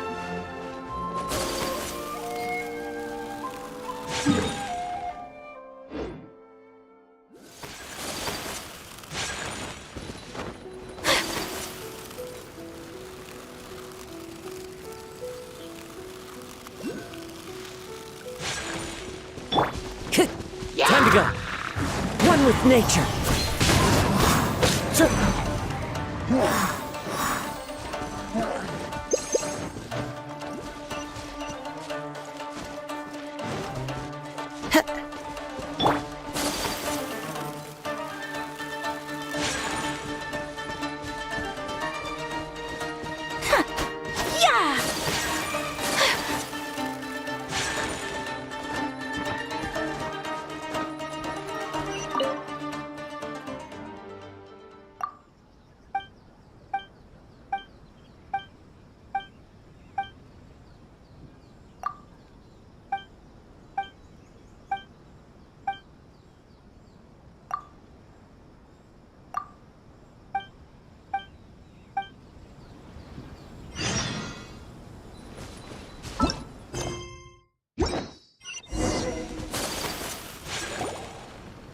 They say the Tenryou Commission is directly controlled by the Shogun. They're the ones responsible for maintaining law and order in Inazuma, the ones actually enforcing the Vision Hunt decree. But why would they take action against one of their own? Paimon doesn't get it. Huh? There seems to be some commotion over there. Let's go see what's happening. I'll ask one more time. Do you intend to withhold this month's emergency provisions? The entire clan is counting on that food! We demand an explanation! How many times do I have to say it? I don't know anything about emergency provisions! You dare deceive us? Those provisions are essential! Do you understand? Not some goods to be pocketed by greedy samurai! You samurai think you can just do whatever you please? The Tenryou Commission will hear of this! Oh, huh? And who are you? One of Kurosawa's gang, no doubt. What? We just happened to be passing by. We heard the commotion and came to see what the matter was. I see. You seem to have come just at the right time. Perhaps you can help us settle this matter. This is Kurosawa. He's a samurai and a member of the Shogun's army. They issue emergency provisions to the area, and he's the one responsible for distribution. In the past, we'd simply ask him for provisions and everything would be delivered. Now, he suddenly refuses to give us anything. He's keeping the provisions for himself, I just know it. We'll starve without them. No one seems to care about us. We used to think Kurosawa was a kind man, but he's shown his true colors. He's the same as all the other samurai. It's no wonder all the visions have been confiscated. The Raiden Shogun doesn't need people like him helping her rule the nation. This must be one of the people Ayaka asked us to help. But why would she ever want us to help someone like him? Maybe we should talk to Kurosawa and see what he has to say.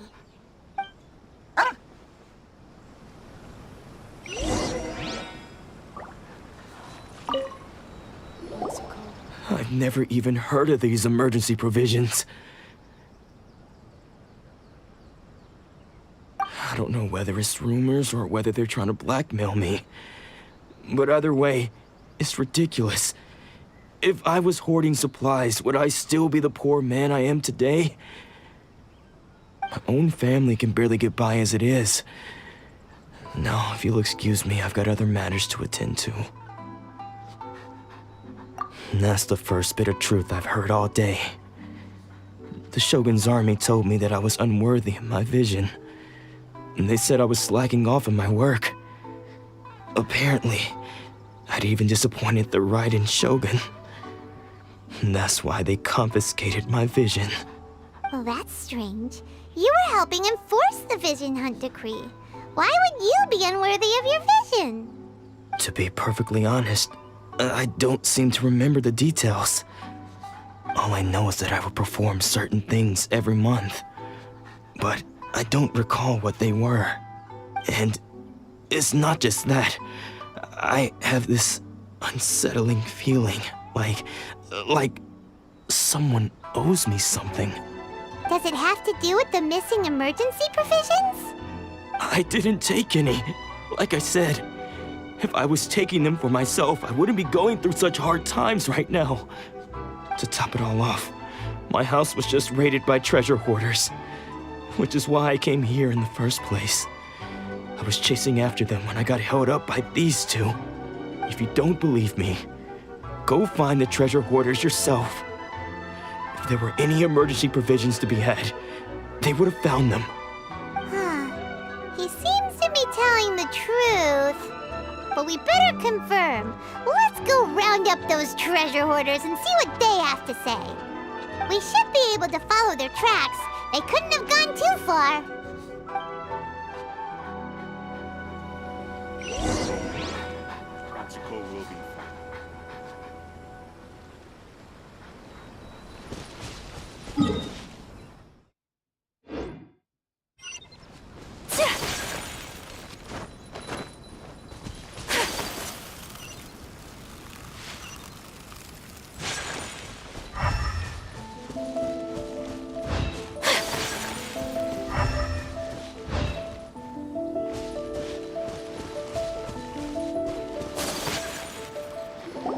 We really outdid ourselves this time. All those samurai houses packed with goods. We really hit the jackpot. I mean, besides that one house. You haven't seen anything yet. There'll be a lot more where this came from. Today's just the beginning. I'll be leading you all on an epic journey of pillage and plunder that will go down in hoarder history. You demand, boss! These seem like the treasure hoarders we're after. Let's teach them a lesson!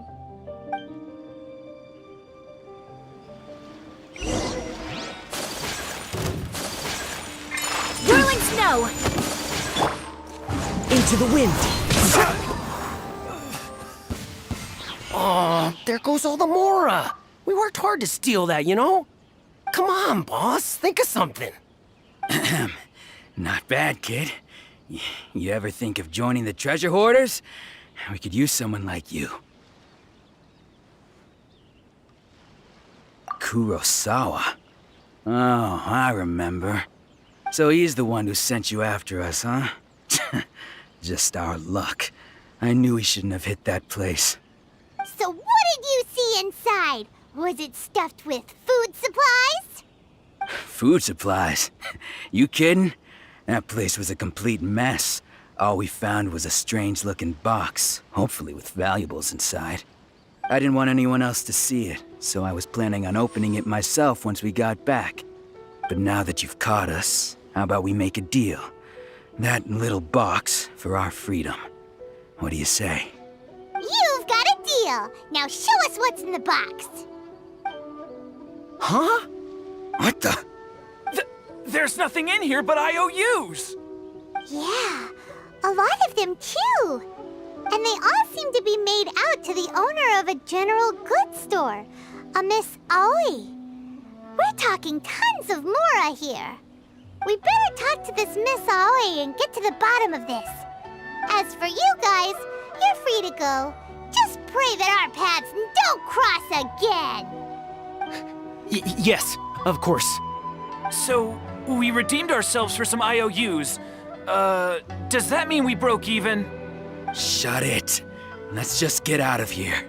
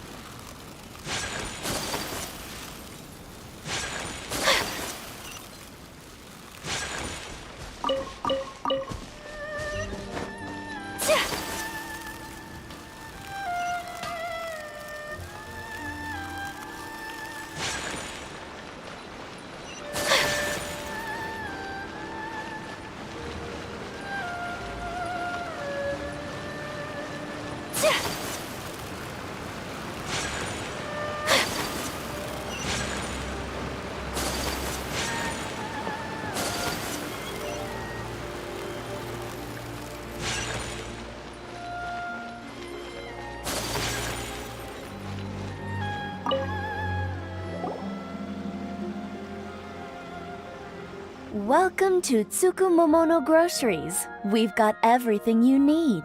Can I help you find something? Or perhaps there's something you want to inquire about? Ah, so you're friends of Kurosawa, I take it? Perhaps you're here to pay off his debts. Whoa! Let's not get ahead of ourselves. We're just here to learn where they all came from. How did Kurosawa end up owing you so much money? Did he buy anything super expensive here? Let me think. Kurosawa would come regularly to purchase large quantities of foodstuffs. He'd always put the payment on his own account. However, the price of provisions began to skyrocket recently, and his salary was no longer enough to cover the cost. So, he started writing out IOUs to cover whatever he couldn't afford of the usual amount. So that's how he was getting those emergency provisions. But why did he have to purchase a usual amount? If the prices increased, couldn't he just buy less? Well, if you think about it, the citizens receiving the emergency provisions must have been carefully calculating how much they needed to sustain them each time. Kurosawa thought that it would be quite the disappointment for them if they found they didn't have enough, especially after such long and careful planning. So he deemed it necessary to take on the debt rather than let the people down. Wow. Kurosawa was purchasing all the emergency provisions at his own expense. And no one ever appreciated what he did. They just complained and held him accountable.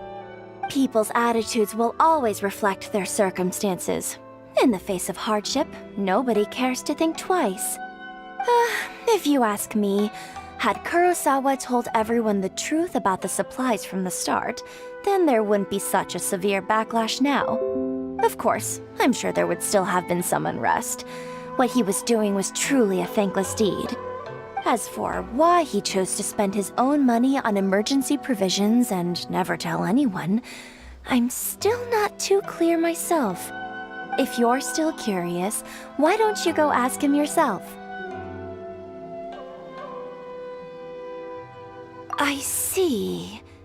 That reminds me, it seems that his vision was recently confiscated. Most unfortunate.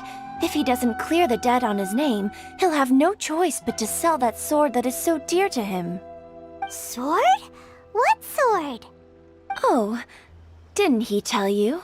He possesses a very valuable blade. He's carried it for years now. I've asked him about its origins. He told me that it was a gift from his father, that it was too precious to sell. In hindsight, I regret that I never made an offer on it. Everything has its price, at least that's what I think. Why don't you ask him about the sword yourself? Perhaps it'll even provide you with the answers you're looking for. Oh, but before you go, if you would kindly settle today's bill. But we didn't buy anything! Information is also a kind of commodity, wouldn't you agree? Don't worry, I won't charge much for information about Kurosawa. Nothing we ever discussed was explicitly confidential anyway. Oh, let me think. 2,000 mora should be a fair price. At least we now know where the emergency provisions were coming from. Plus, we found out that Kurosawa has a priceless sword in his possession. Let's go talk to Kurosawa again and see if he can remember anything.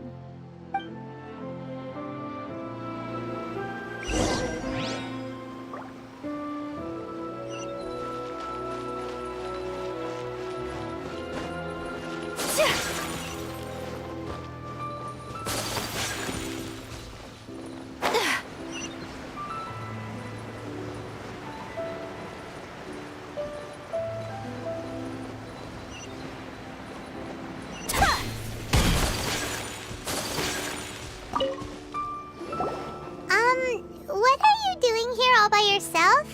Where did those other two go? I presented them with a choice. Either they left or I drew my sword. They left. It turned out to be a real time saver, actually. Perhaps I should start using it more often. Did you manage to track down the treasure hoarders? Everything I said was true, right?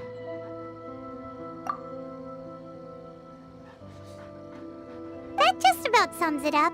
It turns out that you really were distributing emergency provisions, but they were all purchased at your own expense. Strange. Is that really the kind of person I was? I don't really have any such recollection.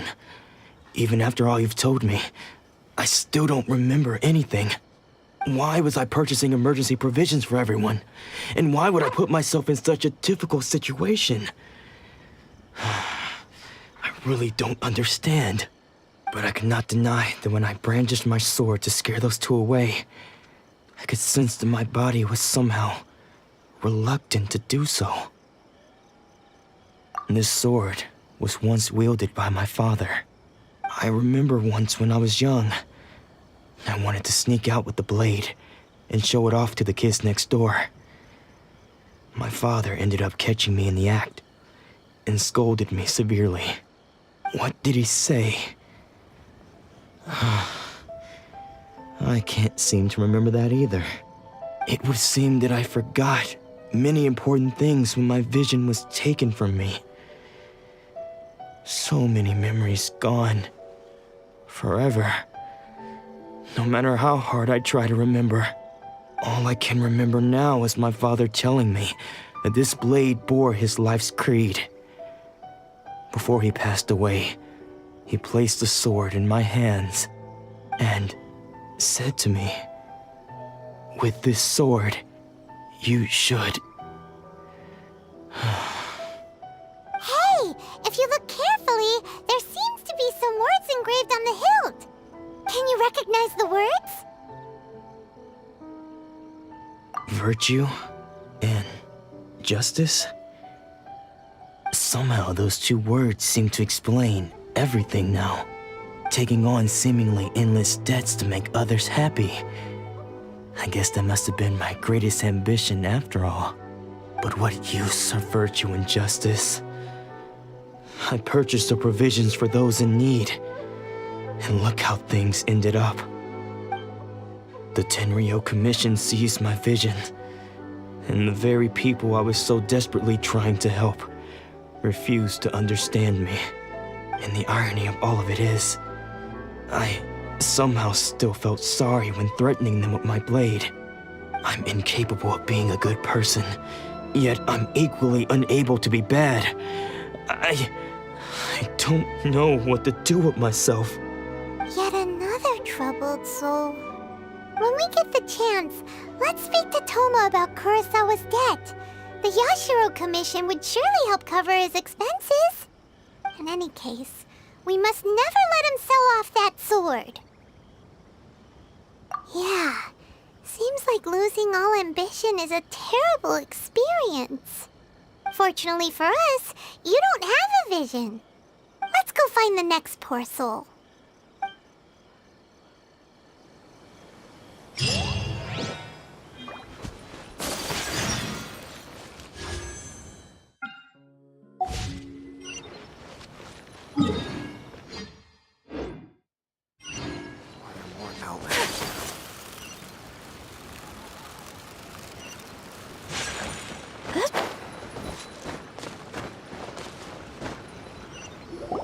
The third person who had their vision taken is supposed to be a famous sword master around these parts. Hyman heard that he's the present-day master of Meikyo Shisui art. Sounds pretty impressive. This is his dojo. Luckily, there's some people around. Let's go talk to them. Nanako, don't worry. Sensei will be fine. Those thugs that challenged the dojo were strong, but he fought them all off in the end, didn't he? Maybe, but I'm still worried about him. Things have gotten dangerous before in the past, but it's never shaken him. This time, though... It's just because he's been possessed, that's all. Once the exorcism has taken place, he'll be right as rain in no time. Hey there! Did something happen? Who are you? I don't care whether you're trespassers or just here to harass us while Sensei is impaired. Get out of here immediately!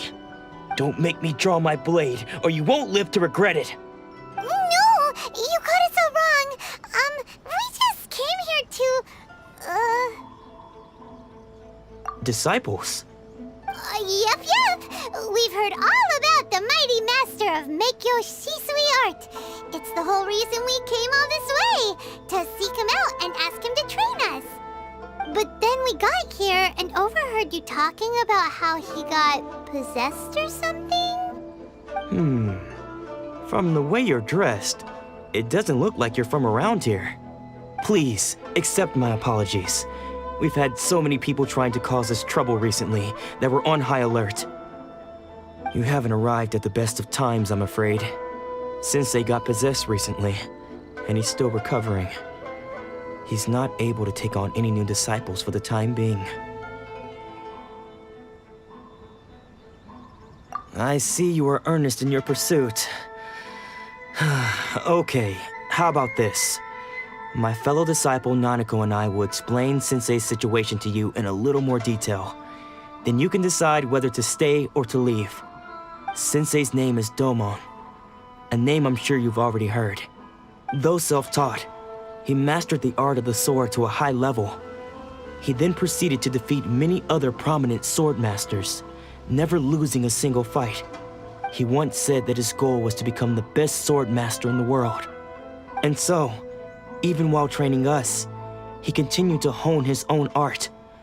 His fervor truly inspired us, and we trained hard, determined to keep up with him. But then... Not long ago, Sensei had his vision taken away. He hasn't been the same since. He says the strangest things over and over, and he refuses to let us train. Junya and I have discussed it, and we both think that he's been possessed by an evil spirit. So we've asked the shrine maidens from the Grand Narukami Shrine to perform an exorcism. But if I'm honest, I still have my doubts over whether he'll completely recover. The Grand Narukami Shrine? What's that? You haven't heard of it? It's the largest shrine on Narukami Island. The head shrine maiden is reputed to have very close ties with the almighty Shogun herself. Not that we'd have any means of involving the head Shrine Maiden, of course. But even one of the ordinary Shrine Maidens from the Grand Narukami Shrine would have clear power and authority to perform an exorcism. So don't worry, Nanako. Sensei is going to be just fine. The exorcism will take place this evening. You're both more than welcome to come and watch if you're interested. So, losing your vision can cause possession? Guess we should come back this evening and see for ourselves.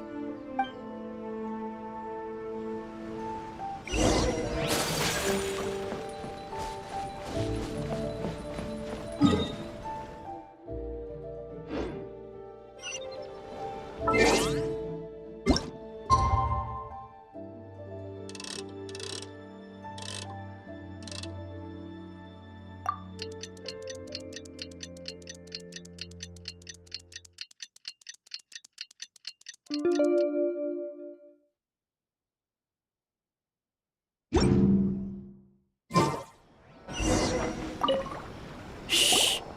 So you decided to come. It's a good thing you didn't arrive any earlier. You would have had to witness Sensei in one of his fits of madness. Just now, when Nanako was attending to him, she heard him whispering a few names to himself. When she asked him who the people were, he suddenly looked panic-stricken and pushed her away.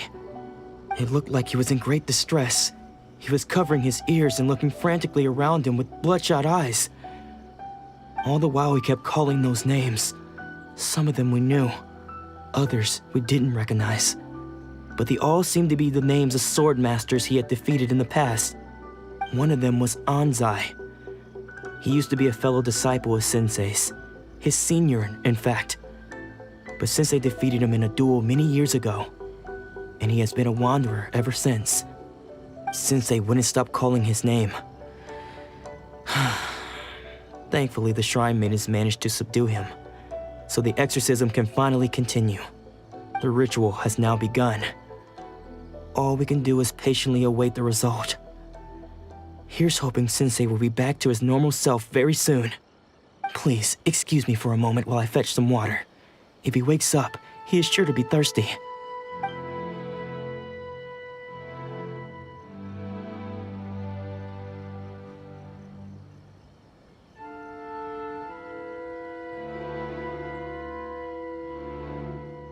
Huh? Who's that sneaking around? Uh-oh. Could they be here to mess up the exorcism? We won't let them get away with it. Come on, let's go after them.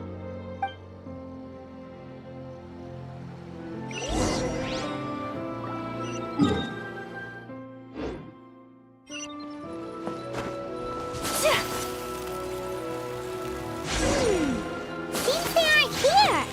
Should we keep going further up? Is this definitely the right place? Let's look a little further up. Aha! Suspicious person sighted! Let's go! How did you catch up with me so quickly? Are you sure you're Domon's disciples? You move even quicker than he does. Unless... I guess it's been a few years. Maybe his skills have improved again. Excuse me? We're the ones asking the questions here. First off, who are you? And what are you doing sneaking around these parts? You seem like bad news, mister. Bad news? I'll have you know I trained side by side with Domon back in the day, long before you ever showed up. I don't care to talk about that time anymore. But if you must know, I am Domon's senior. His senior? Wait, that means you must be... Anzai? Yes, that's me. Because I don't wish to see Domon or anyone else associated with him ever again. When we were young, we trained under the same sword master, studying Make-Yoshi Sui art together. I had begun training 5 years before him, and everyone looked up to me as a steady and dependable older disciple. Practitioners of Meikyoshi Sui art seek to achieve stillness of mind, freedom from all agitation. So the majority of disciples are indifferent to rank and reward. I was no exception. But Domon was different. The first thing he did when he joined was go straight to our sensei and ask him, with a beaming smile on his face, how to become the best in the world. Sensei scolded him and told him that the art of the sword should not be used for such vain ends. Sensei said that coveting the title of the best sword master, barely days into his training, showed that he had a fickle mind, and that this would impede him from ever mastering the blade. I thought so too at the time, but Domon began making swift progress in his training and even started catching up with me. Only then did I realize that it was Domon who had long since freed his mind from all agitation. He was consumed by his singular desire to become the best in the world. He sought nothing less than perfection in the art of the sword, and nothing could deter him from this goal, no matter what stood in his way. Sure sounds like he meant business. So how come you don't want to ever see him again? Because until he arrived, I was convinced that I would succeed our sensei as the master of Meikyoshi Sui art. Of all the disciples, I was the most gifted. I had trained the longest. Everyone had high expectations for me. Domon's arrival changed everything. When we sparred, I lost not just the match, but my pride and my status too. I fled the dojo that day and never looked back. Later, I heard that he sparred with Sensei too. Sensei was advanced in years by then, and unfortunately that match used up every last ounce of energy in his body. After that, I wanted nothing further to do with him. Deep down, though, I still respected his mastery of the blade and his commitment to the art of the sword. So, when I heard rumors that he had lost his mind, my first reaction was to dismiss them as false. How could he, of all people, have lost his mind? His mind was the sharpest of them all. He had practiced Meikyoshi Sui art to perfection. I decided to quietly come and see if it were true. Then, to my complete astonishment, I heard him call my name. I thought mine was a name he had long since forgotten. So you see, I came here not to cause him any harm. I just wanted to see for myself. Okay, you've heard my story. You should get back now. The exorcism is probably finishing. Seems like we got it wrong this time. He wasn't here to mess up the exorcism at all. Still, Paimon's not sure we should bring him back with us. Let's go see how the exorcism's coming along.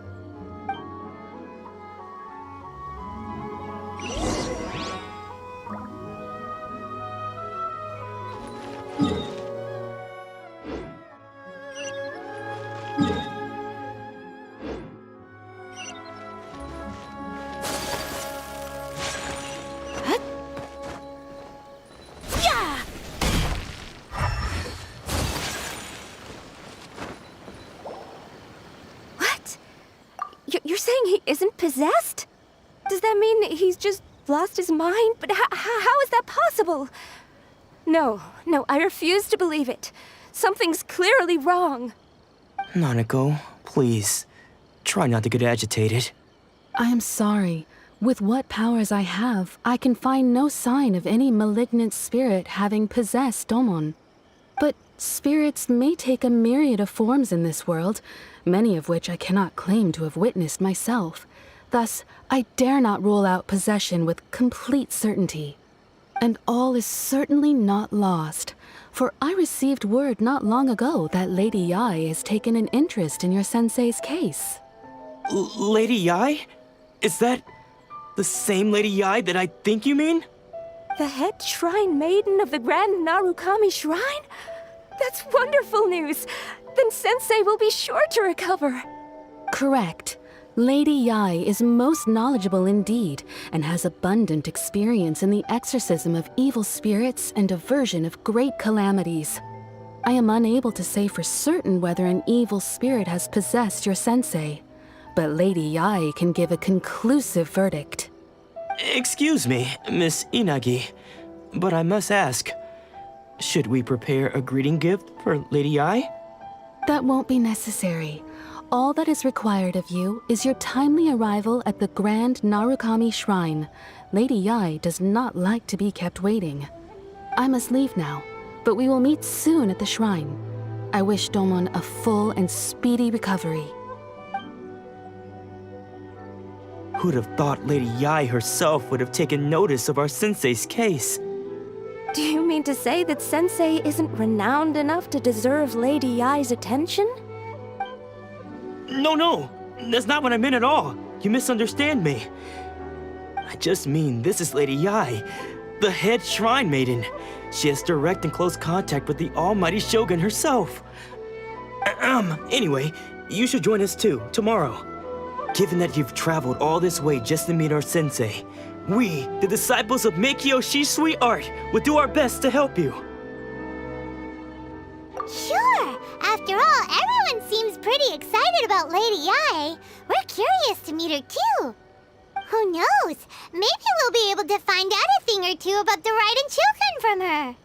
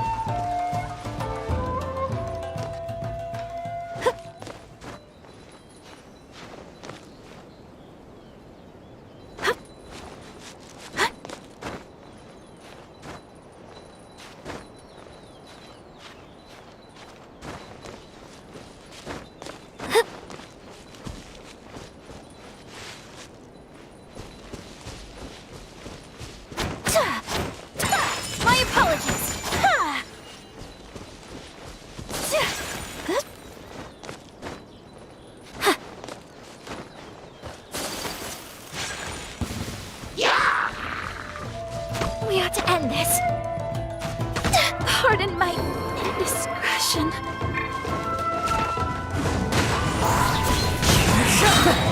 Clouds high, the birds come!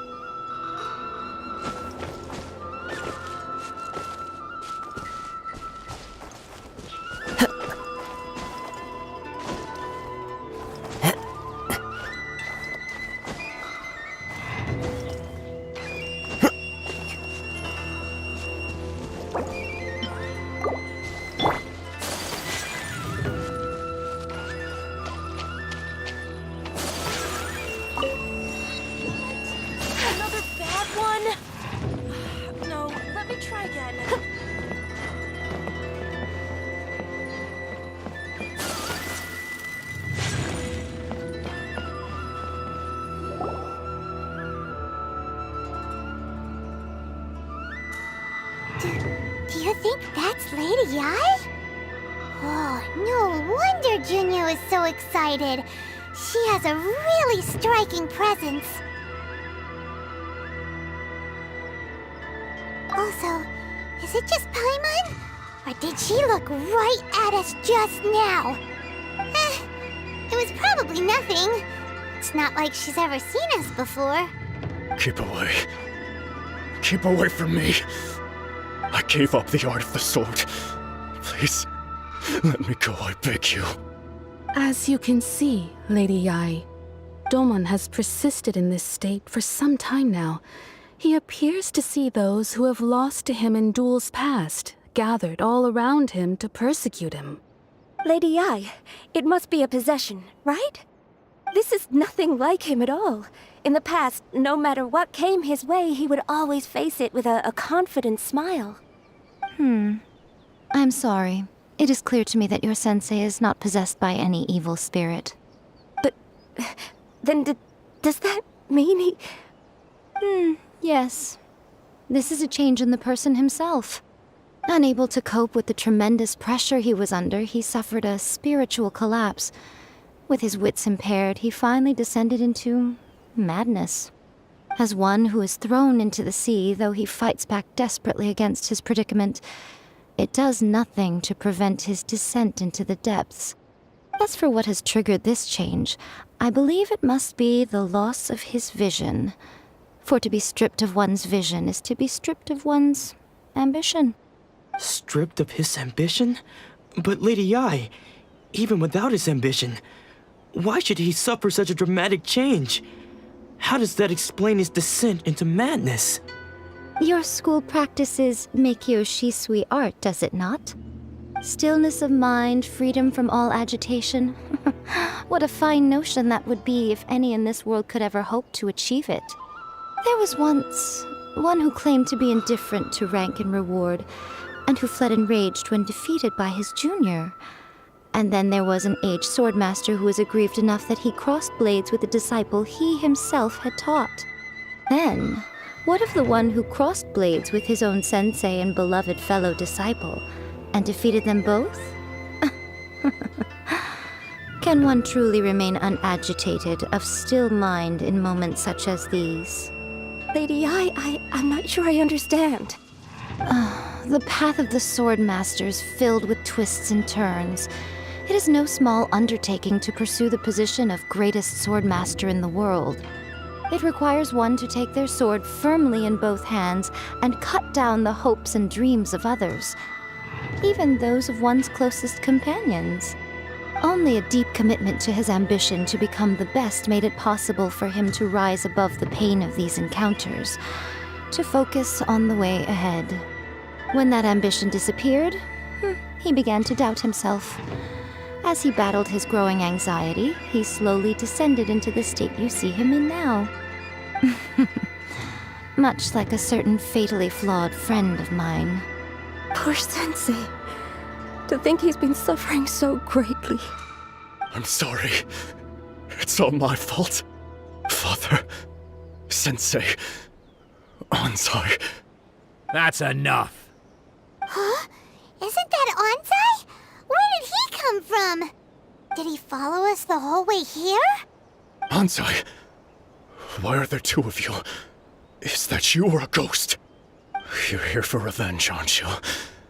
I knew it would come. I never should have. You're right to assume that my feelings towards you are far from kindly. But I didn't come here to settle a score. It's been so long now that I made peace with it years ago. You did nothing wrong that day. I couldn't face the humiliation. That's why I ran. I don't think most of the people you beat along the way would hold it against you. On the contrary, when you cut our ambitions short, we entrusted them to you, in the hopes that they might carry you further. Now I know that we can't place our hopes in you any longer, since you've been stripped of your ambitions too. But that is no reason to strip them of theirs. Follow the way of the sword all the way to the highest peak. You taught them that, didn't you? But what if one day the same thing happens to them. I put everything I had into trying to become the best. But what if it was all a huge mistake right from the start? If there's a chance they'll end up like me one day, I'd rather they stay where they are now than go any further down this path.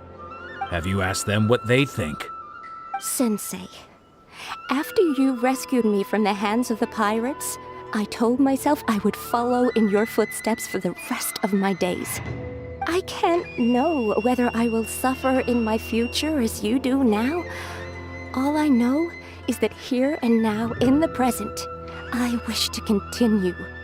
I want to keep going until the day that I can stand before everyone with my head held high and announce that I, like my sensei Domon before me, am a master of Meikyo Shisui art. Nanako's far from the only one. Actually, all of us think that way. Goodness.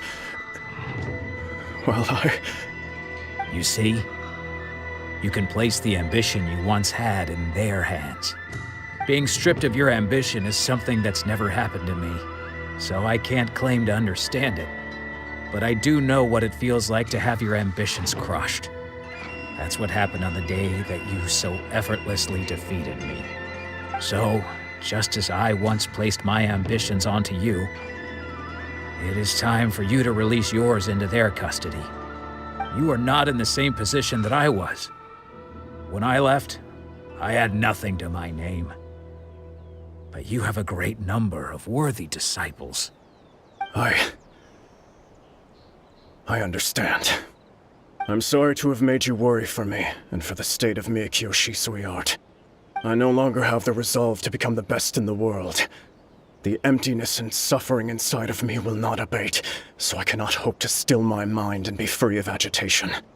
But as your sensei, I shall commit to imparting unto you everything I have learned in my life so far. This is my promise. And I humbly ask Anzai, my senior, to hold me to my word. You can count on that. I'd be checking in on you occasionally anyway, just to make sure you hadn't lost your mind again. But I am now used to the life of a wanderer. I do not belong in the dojo anymore, so I will simply stop by once in a while to make sure you aren't cutting any corners with them. Well, don't just stand there staring at me. Say thank you to Lady Yai and then get yourself back home.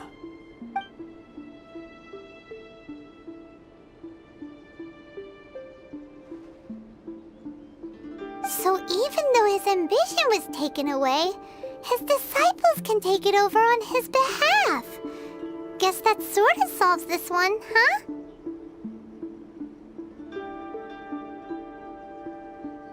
Traveler, a moment, please. Lady Yai has some words for you. So, my intuition was correct. The wind that blows from afar carries fresh life to these shores. For us to meet now is premature. Nevertheless, you set foot on these islands at precisely the right moment.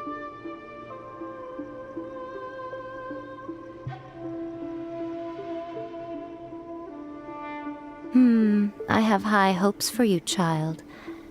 Don't disappoint me. Ooh, Lady Yai seems to have taken a real interest in you. She seems super mysterious. Paimon's so curious what she really meant by all that. We can come back to it another time. For now, we should go report back to Miss Kamisato. Protection of the electric.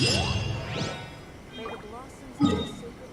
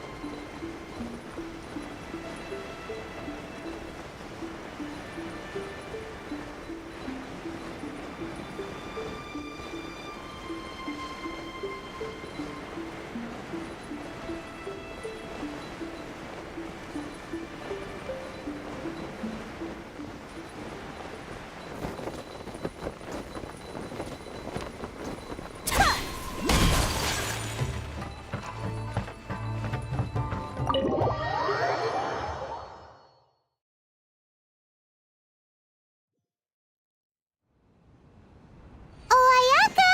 Guess who fulfilled all your wishes? Huh? Ayaka! Huh? Huh? No. Huh?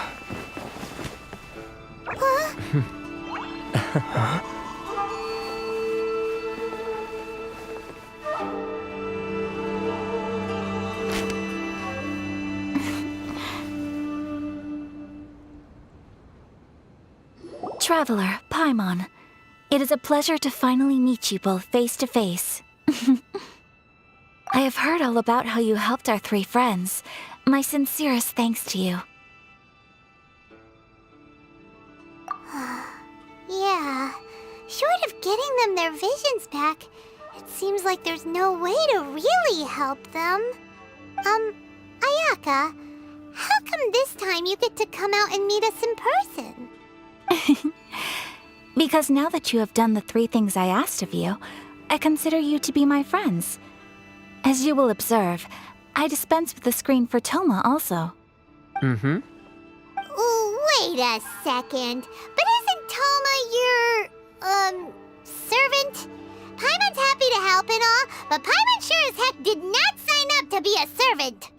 Oh. Paimon, you are most entertaining. Toma is first and foremost my friend, and was so before he ever became my attendant. Oh, okay then. Ayaka, you seem pretty different out in the open compared to how you are behind the screen. Alright, we can be friends. Thank you both kindly. Back to the matter at hand. You have now witnessed the pain of those deprived of their visions. What are your feelings on what you have seen? Perhaps in the eyes of a deity such as the almighty Shogun, the lives of those who inhabit the world are inconsequential. Thunders roar, lightnings flash, the winds assault, and the rains descent. All these things take place with no regard for the feelings of the common people. But I believe that surely you understand what they must endure. It seems that perhaps now you can appreciate my feelings on all of this. In which case, perhaps you would be willing to reconsider your stance? You will? Really? Naturally. All right, bravo, my lady. You were right all along. See? I told you he wouldn't reject them. I'd placed my trust in the right person after all. Now then, given that the remainder of our discussion pertains to matters of a more confidential nature, perhaps we could move to the Komore Tea House? We ought not to involve other members of the Yashiro Commission.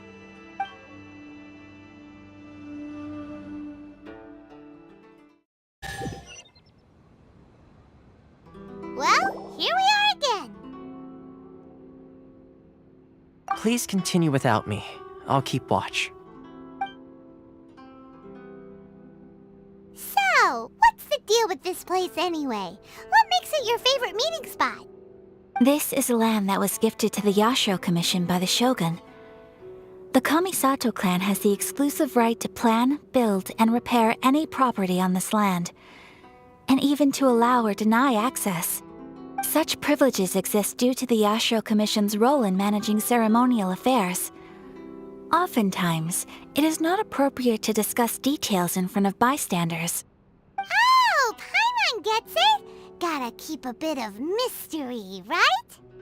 Once the number of ceremonial affairs conducted in the city began to decline, our forebears built a tea house here.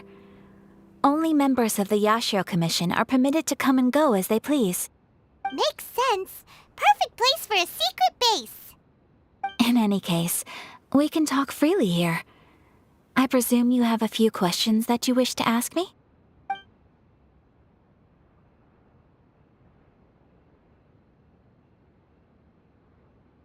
The almighty Shogun. I've seen her on but only a few occasions, most of them formal ceremonies. She inspires awe, commands respect, and exudes a sense of absolute authority. But as I recall, there was something else about her that struck me even more deeply. It was her almost complete lack of any emotion. In that sense, she appeared to me to be less of a ruler and more of, well, an executive official, I suppose.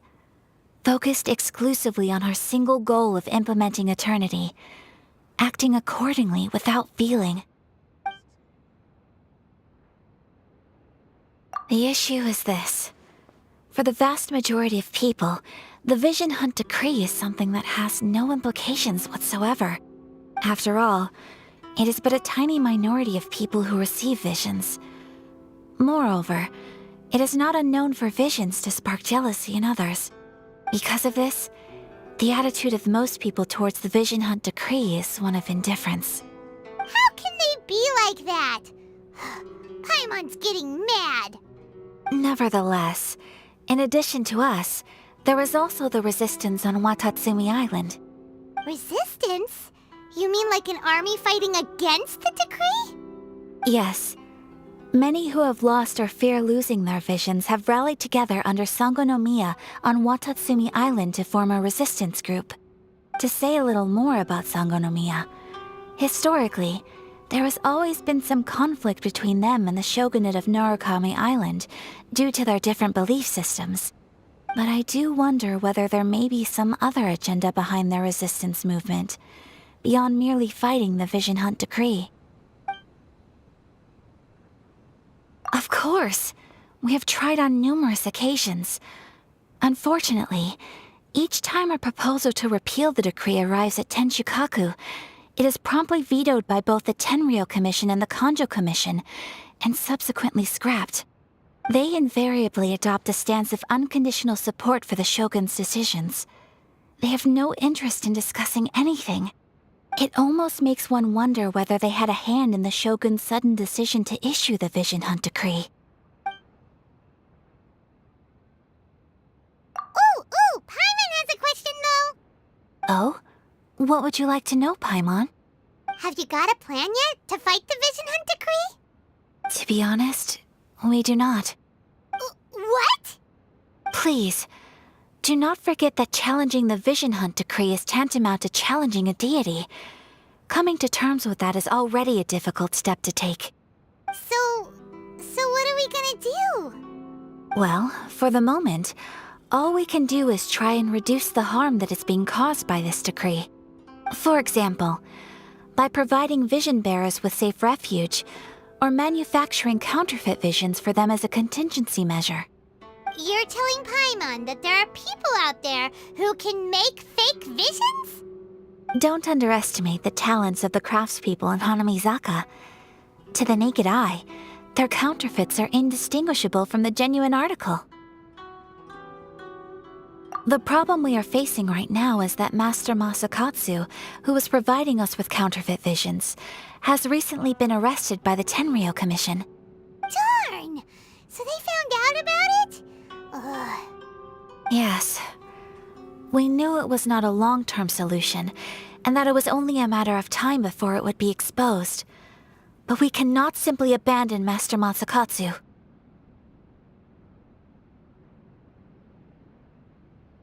Exactly. I feel the same way. But given mine and Toma's identities as part of the Yashiro Commission, breaking him out of prison would risk dragging down the reputation of the entire Kamisato clan should we be caught. That would only serve to cast suspicion on any future activity we might seek to attempt.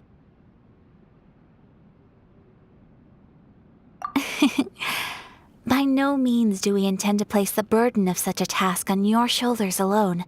When you are ready, go to Hanamizaka and look for a fireworks shop run by the Naganohara family. There, you will find someone who can help you.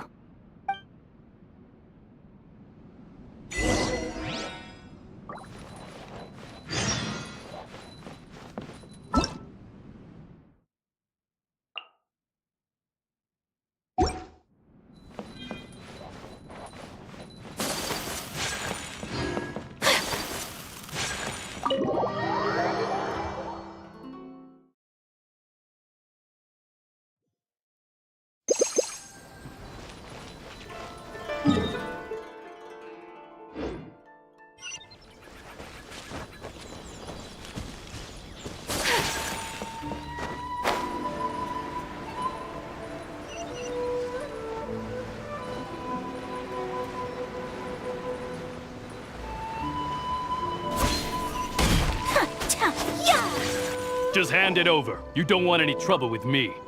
If you think your elemental powers are enough to resist the Vision Hunt decree, then you'd better think again. Believe me, you're not the first of your kind we've encountered, and we've seen the same unpleasant outcome time after time. You'd best save yourself the trouble. Can't you make an exception? I just got this vision. I won't even use it, I promise. So this is the Vision Hunt decree in action, huh? We can't just sit around and watch things unfold, can we? Psst! Hey, wait! Huh? There's someone trying to get our attention. Come on, this way. What's going on? Can't you see we need to go help? Shh, quiet. Just sit tight and watch for a moment. Hey, this isn't right, you know. Just because you don't have a vision doesn't mean you can sit back and watch others in trouble. Huh? Hey, wait! You do have a vision! Shh! If you don't keep your voice down, I won't have one much longer. All right. Here, take it. Wise choice. All right, let's go. What should we do now? He's already given up his vision. Doesn't he know what could happen to him after losing it? This is your fault. You're the one who stopped us from interfering. Many thanks, Miss Euthymia. If you hadn't swapped me a fake just now, I'm sure I would have lost it. No worries. You put on quite the convincing performance. Oh, so that's what's going on here. And to think Paimon was about to unleash Paimonial wrath on Miss Euthymia. Sorry about that. Think nothing of it. I could tell from your reaction we were on the same side. You just didn't know it, you know? Oh, right. Allow me to introduce myself. I'm Euthymia, the current owner of Naganohara Fireworks. It ain't much, but it's honest work. Great to meet ya. Practically everyone on Hanamizaka knows Euthymia. She's the queen of the summer festival. Without her and her fireworks, summer on Narukami Island just wouldn't be the same. Whoa, that's quite the introduction. Paimon loves fireworks. It's nice to meet you. Stop it, Hanjiro. You'll embarrass me. As for thanking me, you'd be better off thanking Master Masakatsu. He's the one that gave me the fake visions in the first place. His handiwork allowed me to keep my own vision. Whew, I can't even imagine trying to run the business without it. Ugh. Yes, Master Masakatsu is a good man. It's too bad good people seldom get the recognition they deserve. Master Masakatsu? Huh? Do you guys know him too? You don't say! Then it sounds like the Shirasagi Himegimi has a plan. Awesome! I've been thinking about breaking him out too recently. But if I just march straight in there by myself, I'd probably get Miss Kamisato in a whole heap of trouble. So, what about if I join you instead? Sure, welcome to the team. Ayaka told us to go look for help at a fireworks shop. She must have meant you. Seems like I finally got a new job to do. Besides hiding vision bearers in my shop, that is. So, Master Masakatsu is being held at the police station. I've already surveyed the area and found a way in. Whoa, talk about a reliable source. Seems we've got the right person on our team. Not bad, huh? Let's go as soon as everyone's ready. Don't worry, Mr. Masakatsu. We're on our way. Time to break him out!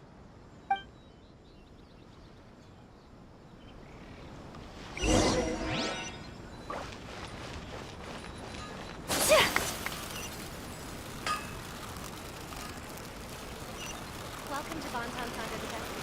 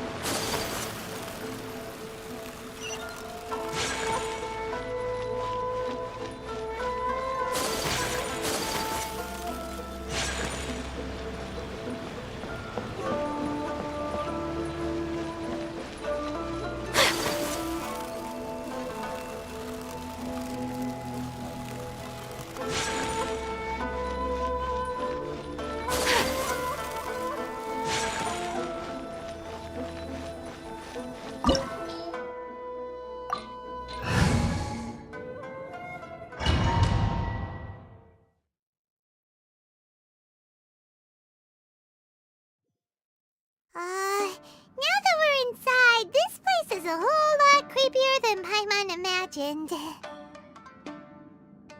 Come on, this way. As long as we stay quiet, we've got a good chance. I certainly wouldn't want to end up locked away in here. Let's find Master Masakatsu and get out of here. We should split up. I've got a little present to prepare for Master Masakatsu. I'll be right back. You sure? Alright then. Just be careful not to get caught. Yes, you too.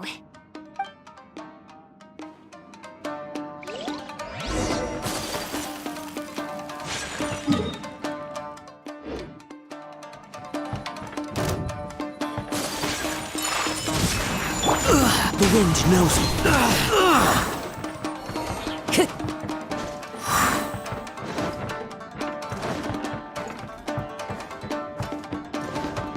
Talk about a big door. It seems we need to collect something shaped like Magatama in order to open it.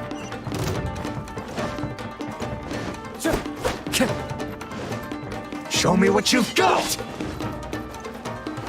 One with nature. Whirling snow! No one escapes my sights!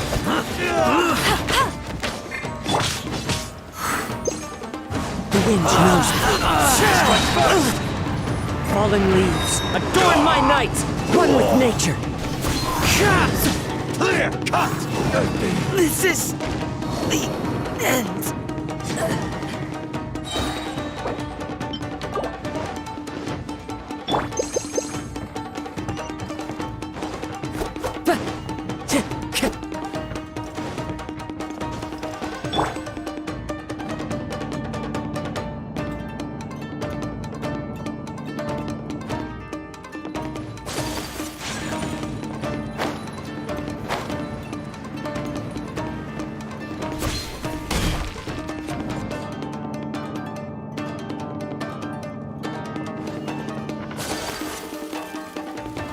Who goes there?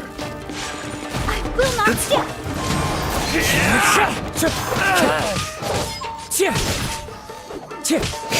I won't forget this. This wall looks a bit odd. Maybe there's some special trick to it. These guys seem a lot tougher than usual.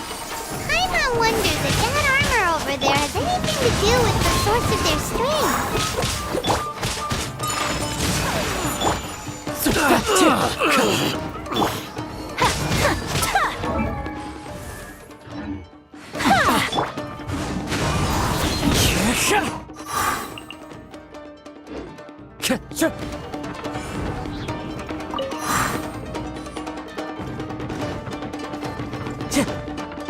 That'll teach you a lesson. Get them! Cloud's hot. The bird's cold. Just like that. Train harder. Best it.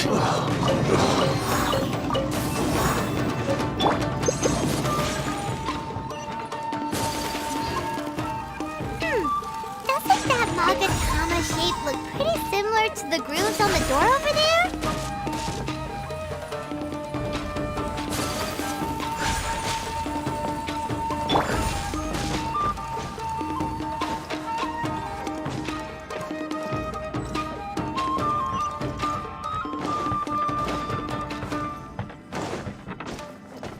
Teach me a lesson. One with nature. I must remain calm. Let it rain. Strike first. Take flight. Much remains unfinished. Show me what you've Into got. the wind. As one with wind and cloud. That's cheating. Get him. Allow me. Strike first. The wind knows me. Time to go.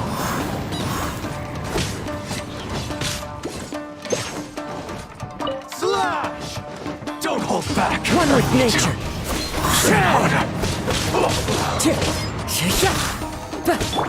Whirling snow. The wind knows me. Best it.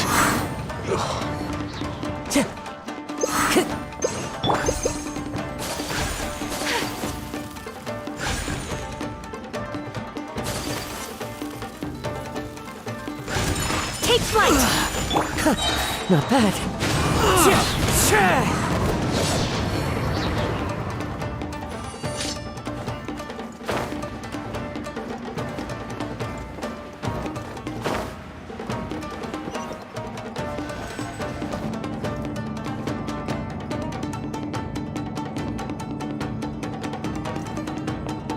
Follow the wind.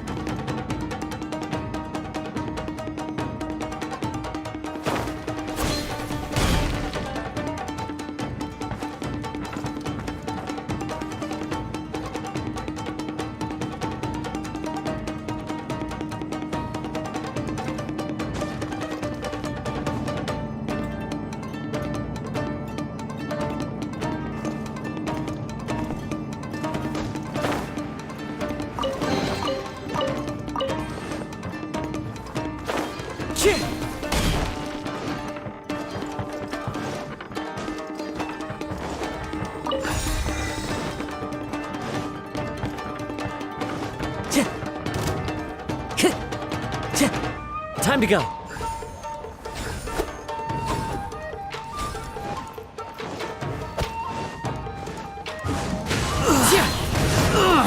No escape. Whirling snow. I must remain calm.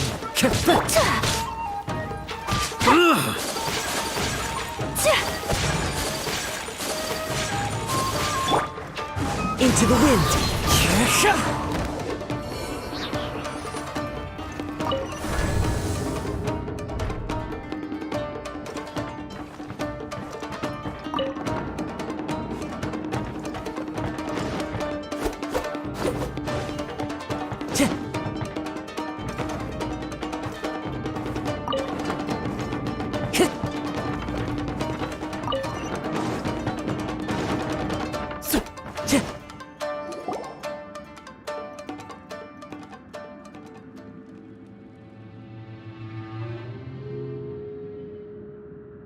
Shh! Quick! Hide! Look over there. That must be Master Masakatsu. Did you really think that little trick of yours could fool us? Locking you up was just the beginning. No! Oh no! Those Tenryou Commission brutes are torturing him! If we don't come up with a way to break him out fast, then... Huh? Euthymia, when did you get back here? I can't bear to watch. If anything happens to Master Masakatsu, our whole plan will have been for nothing. Hey, you there! What are you doing? Ah, ma'am.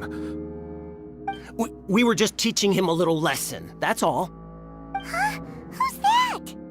That's Kujo Sara, adopted daughter of the Kujo clan of the Tenryo Commission. She's also a general in the Shogun's army. What's she doing here? Make way, let me have a look at him.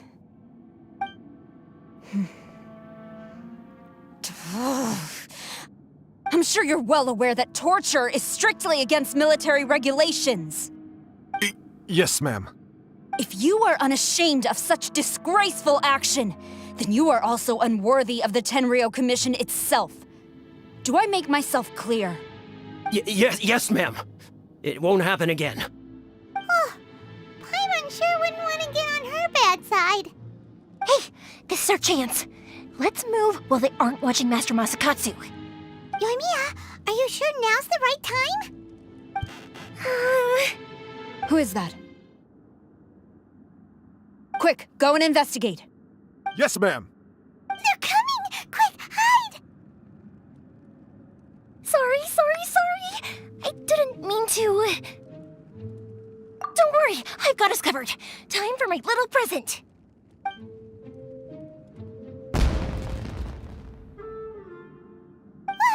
Fireworks! Huh? Was that an explosion? It sounded like fireworks.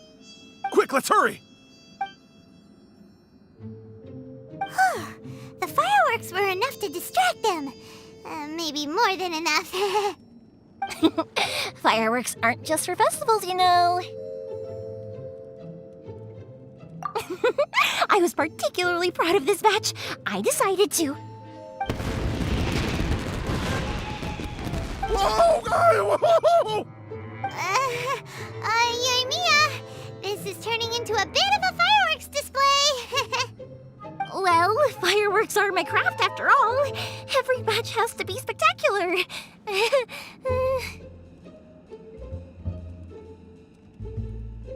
Look, the coast is clear. Now's our chance.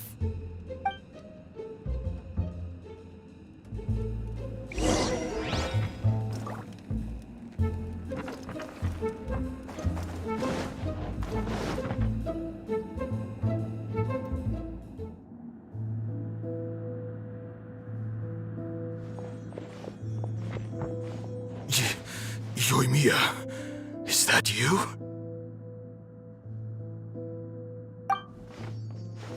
Master Masakatsu! Sorry we took so long. Oh, those awful guards. Come on! We've got no time to lose! They could be back any minute!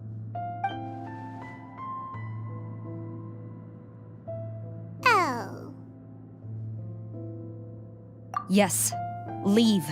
Before I let my judgment get the better of me. He's in serious condition. Be sure he gets immediate medical attention. But remember, once he's recovered, it won't be long until I bring him right back. Well... You can bet we'll do all we can to keep that from happening. Leave this place.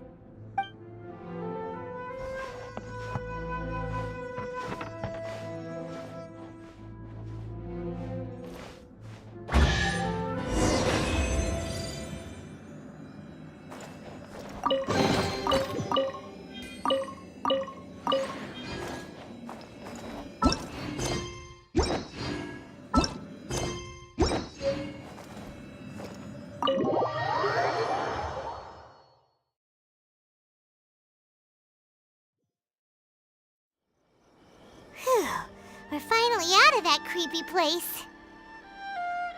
Yes. Finally, I've made it out of there.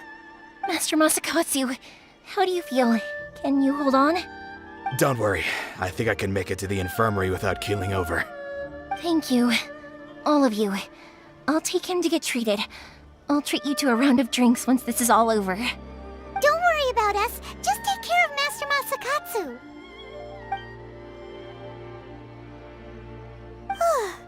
Good thing we were able to rescue him. Right, Kujosara. Do you think she was making up for how the guards were treating him?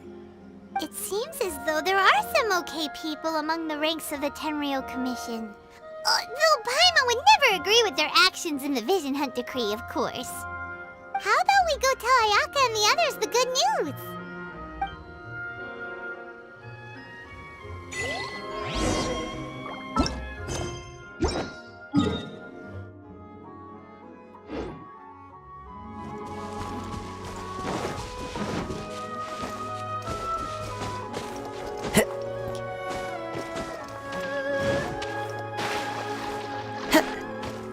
Time to go.